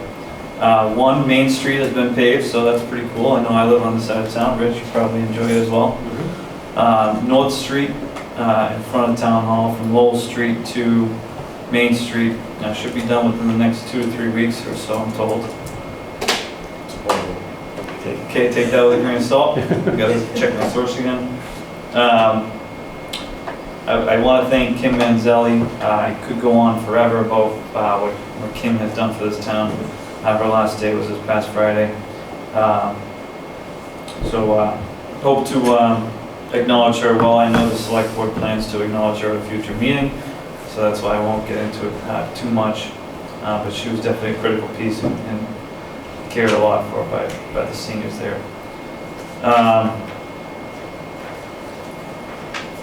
Town-owned land sales, again, discussed back in about a year ago.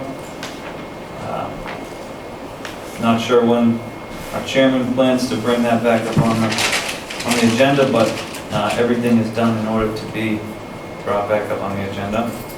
Senior Center Building Committee to be established. We heard it tonight. We saw it out front. Again, I'm not sure when our chairman will be ready to put that on the agenda.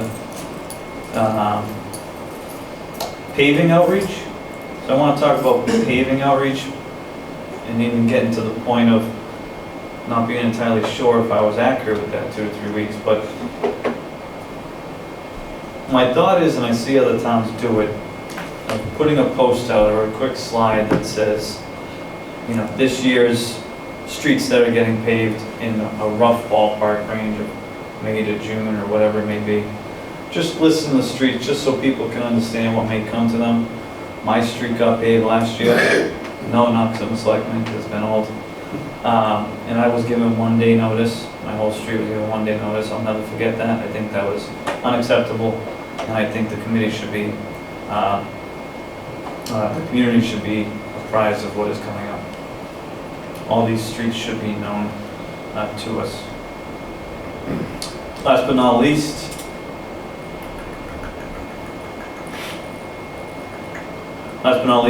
today, 1 year ago today, my friend Joe Vino died. So I want to remember him, another terrific gentleman that I was lucky to know.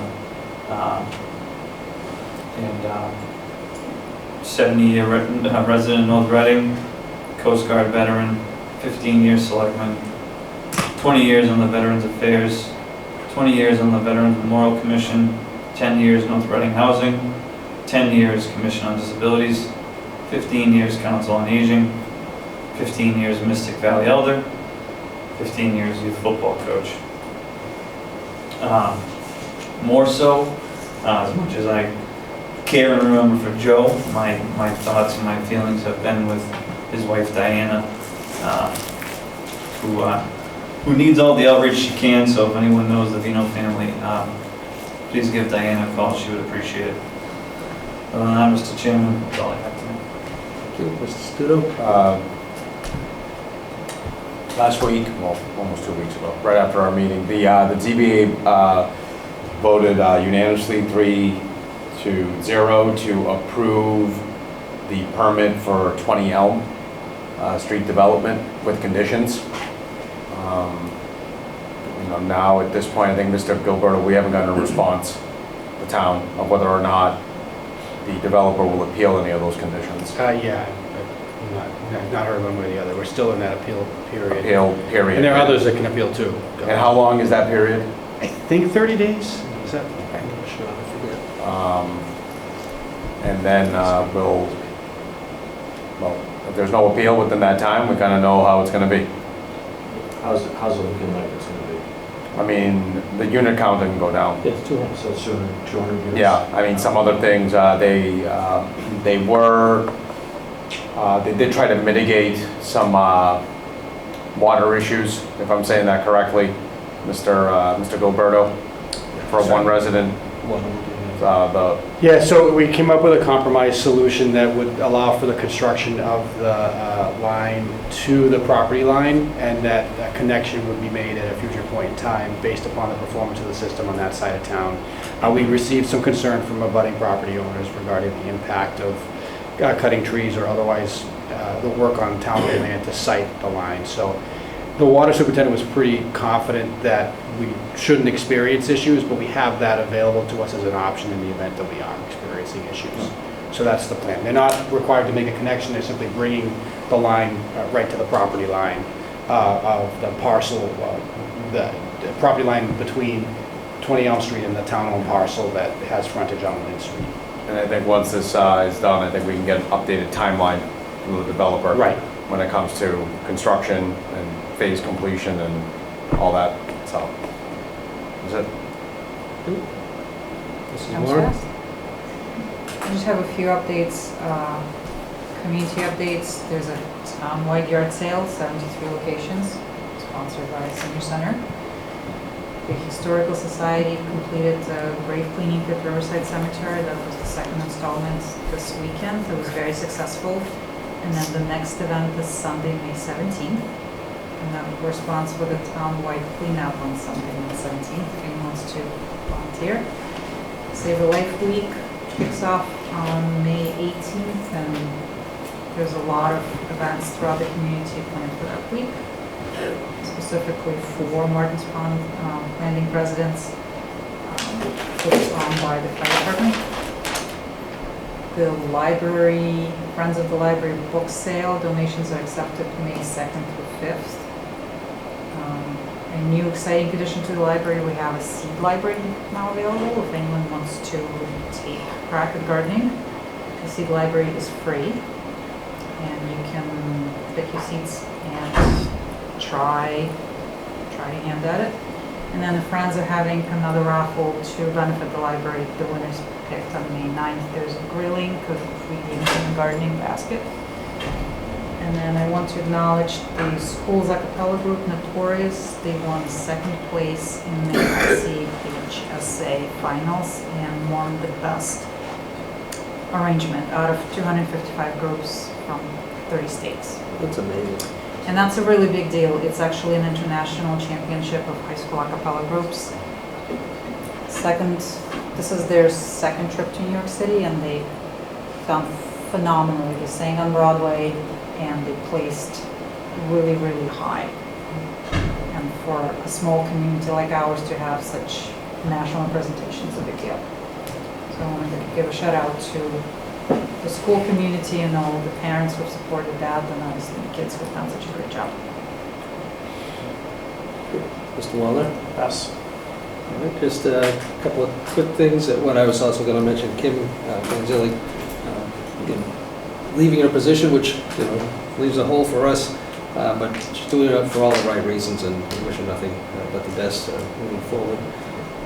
Again, I'd also like to mention the passing of a retired fire police chief down in Reading, Ed Marchand. Chief Marchand was chief down there for over 20 years, and a lot of collaboration at the time during his tenure between North Reading and Reading. Mr. Vino was a good buddy of Chief Marchand. Ed passed away this past week, and services were today, and I just wanted to acknowledge his passing.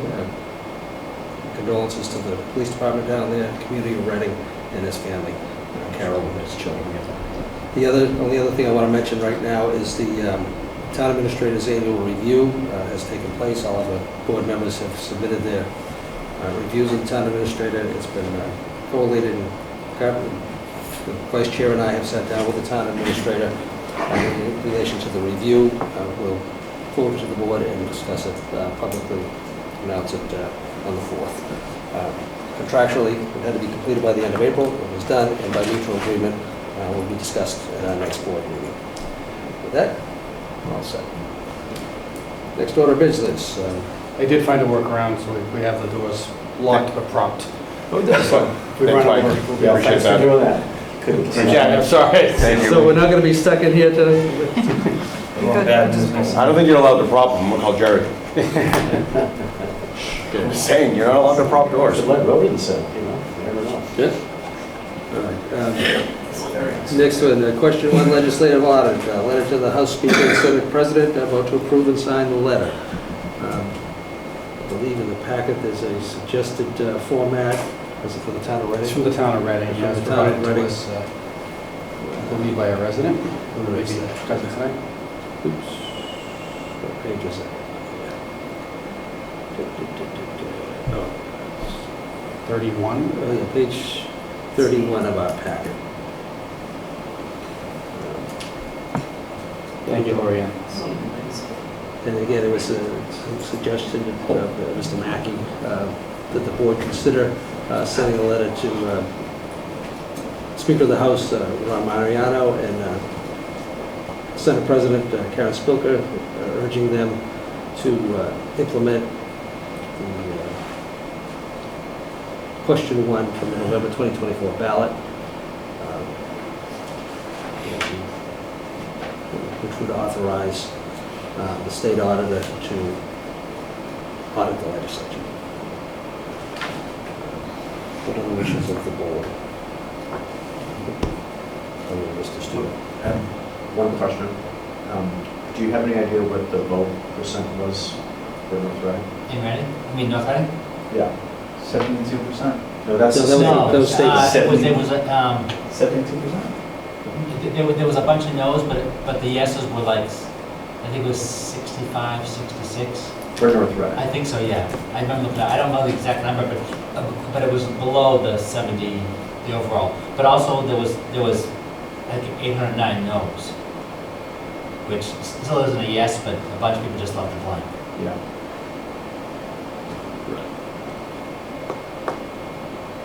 So we can look at that. So, what are the wishes of the board? It's not that I don't trust who wrote this, but I almost want to make our council to look it over to make sure it's actually being accurate. Like, I tried to read the issue. It's a little confusing of an issue. I mean, it's supposed to be simpler, but I'm sure it's not simple. And I would just want to be sure the words we're using are right.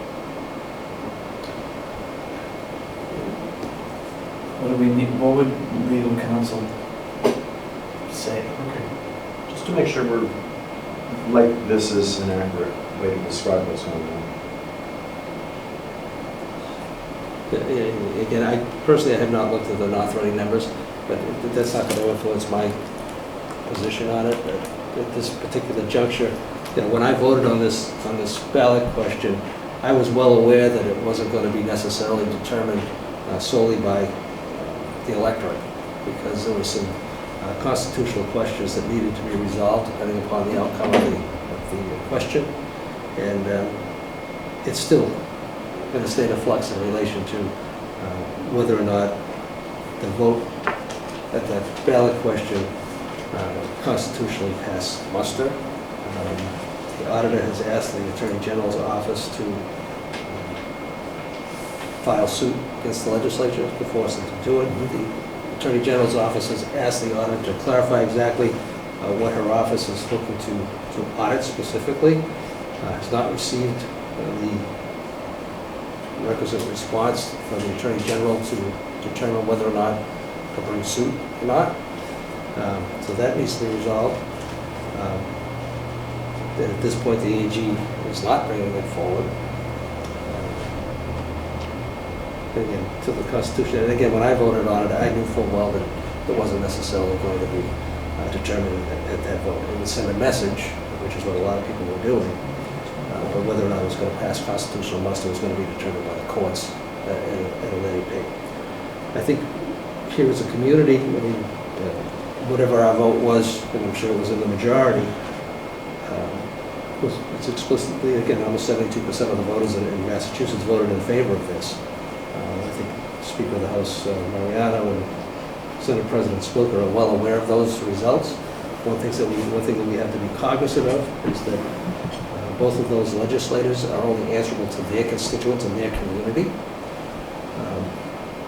We are going to be, and not unlike any other community in the Commonwealth of Massachusetts, looking for assistance from the legislature in balancing our budget. Many times we also have special legislation that we're looking to have passed on our behalf, on our constituents' behalf.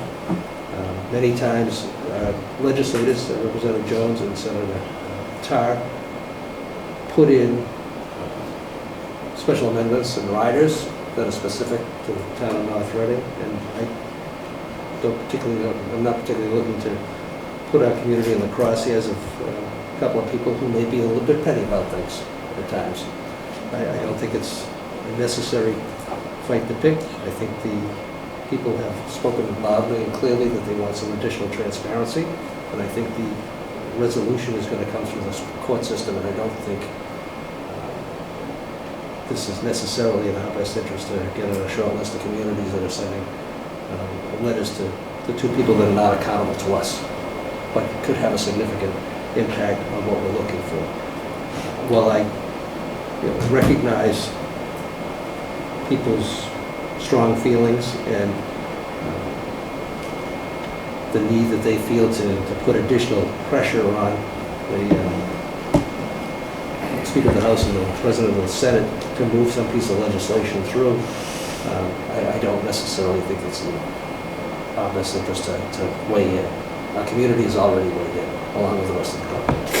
So I, for one, am not going to be supportive of sending a letter under the town of North Reading's heading, because I don't think it's going to do any good, and I think it could potentially do us harm. Mr. Chairman, what harm do you believe it could bring? Pardon me? What harm do you think it could bring? As I stated, our state rep and state senator on many occasions include special earmarks for their constituencies in riders to the budget. All of those earmarks have to go through the Senate President and Speaker of the House's office, as well as the Ways and Means Committee. And I believe that our two legislators have forged very positive relationships with the leadership. And they happen to be the minority leaders in both the House and the Senate, which is certainly helpful.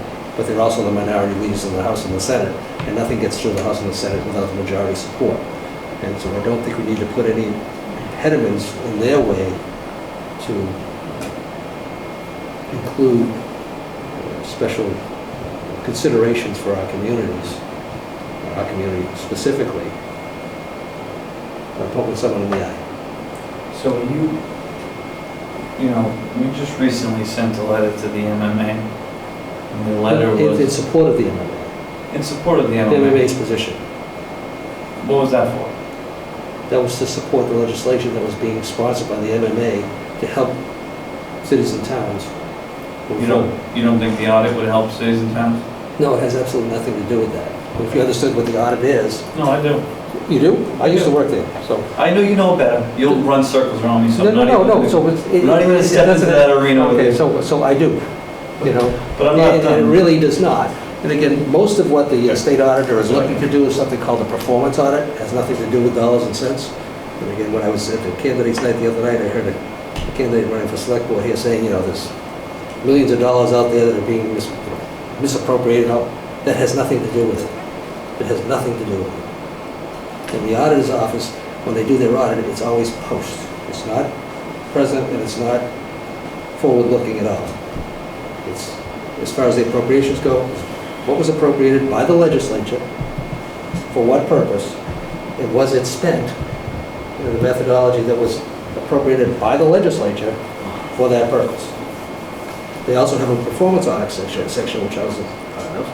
And the performance audit section has to do with the machinations, how do things work within the system, and which has nothing to do with the dollars and cents. It has to do how does the system work. Okay. And there's an axe to grind here in relation to the auditor and the legislature as to the appointment of committee chairs, who gets appointed to committees and how that works. And Some people think that's detrimental to the process, some people don't. And that's part of what she wants to get into also.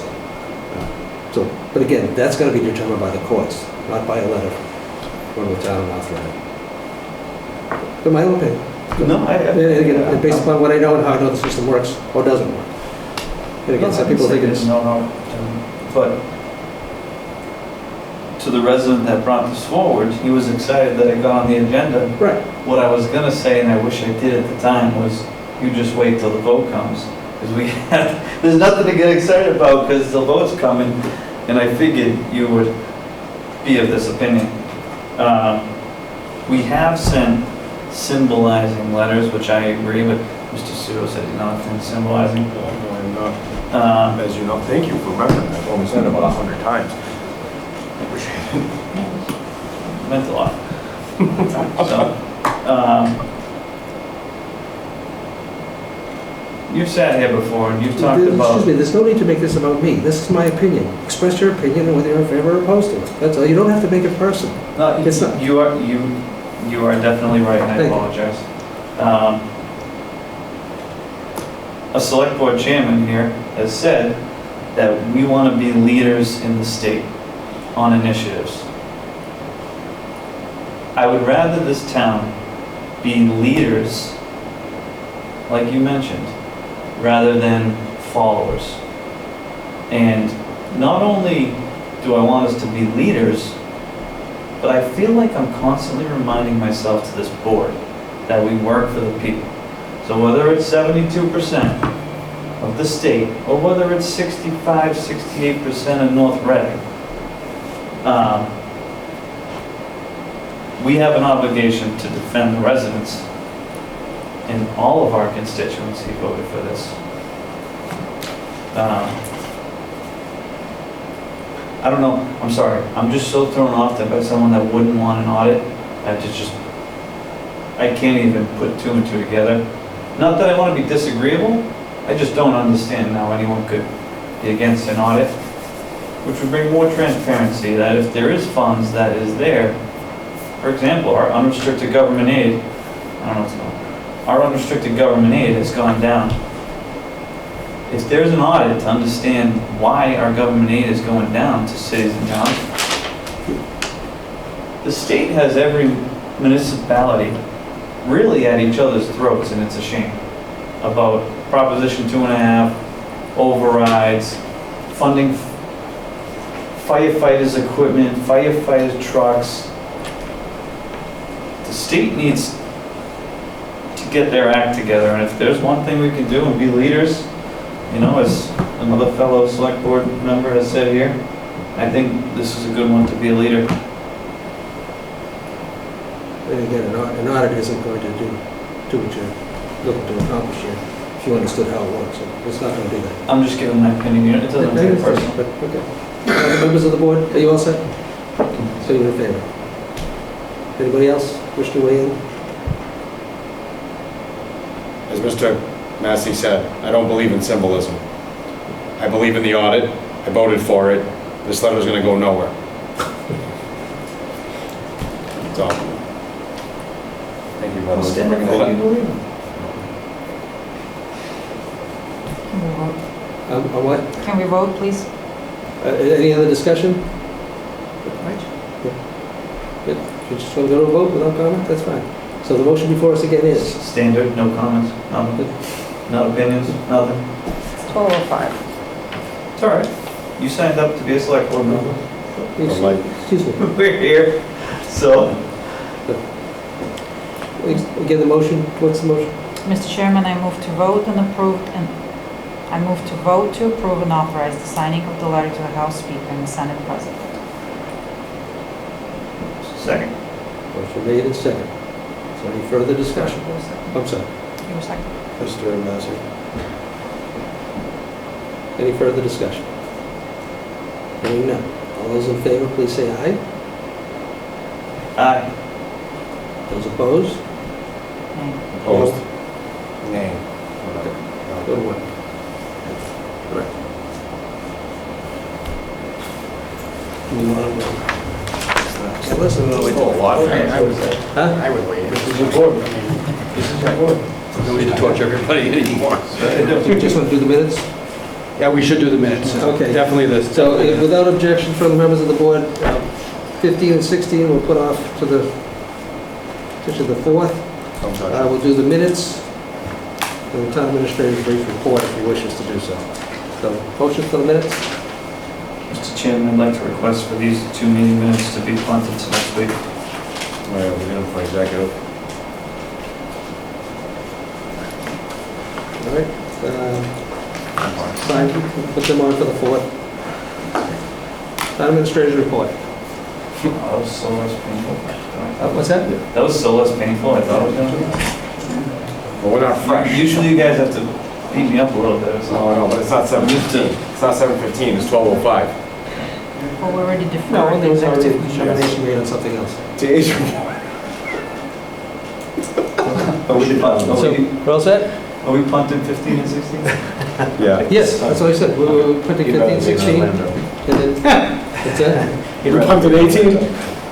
Can we just, can we have some meetings coming up, select board meetings that are on our calendar, can move your calendar? So I'm just trying to figure out what, because I heard like we're now meeting on the 18th and I didn't know we were meeting on the 18th. I think you gotta wait for next week, because I'm not gonna be here. So if you set the Standard calendar. meeting dates will be May 4th and May 18th, first and third Monday. Okay. So those are the only That's meetings. the only scheduled ones coming. I mean, there'll be a meeting the evening We have of town meeting on the June 1st. 1st, correct. I'm on the board. And then there'll be a reorganization. In my opinion. Yeah. On the 6th. I'll be by then. On the 6th. Wednesday or Thursday. All right, so the only meetings we have scheduled up to this point now are the 4th and the 18th, which are our standard first and third of Monday, and then a reorganization on the 6th, probably at 6 p.m.? Probably around 6 p.m., just for reorganizational purposes. I'm sorry. And Mr. Studo doesn't care.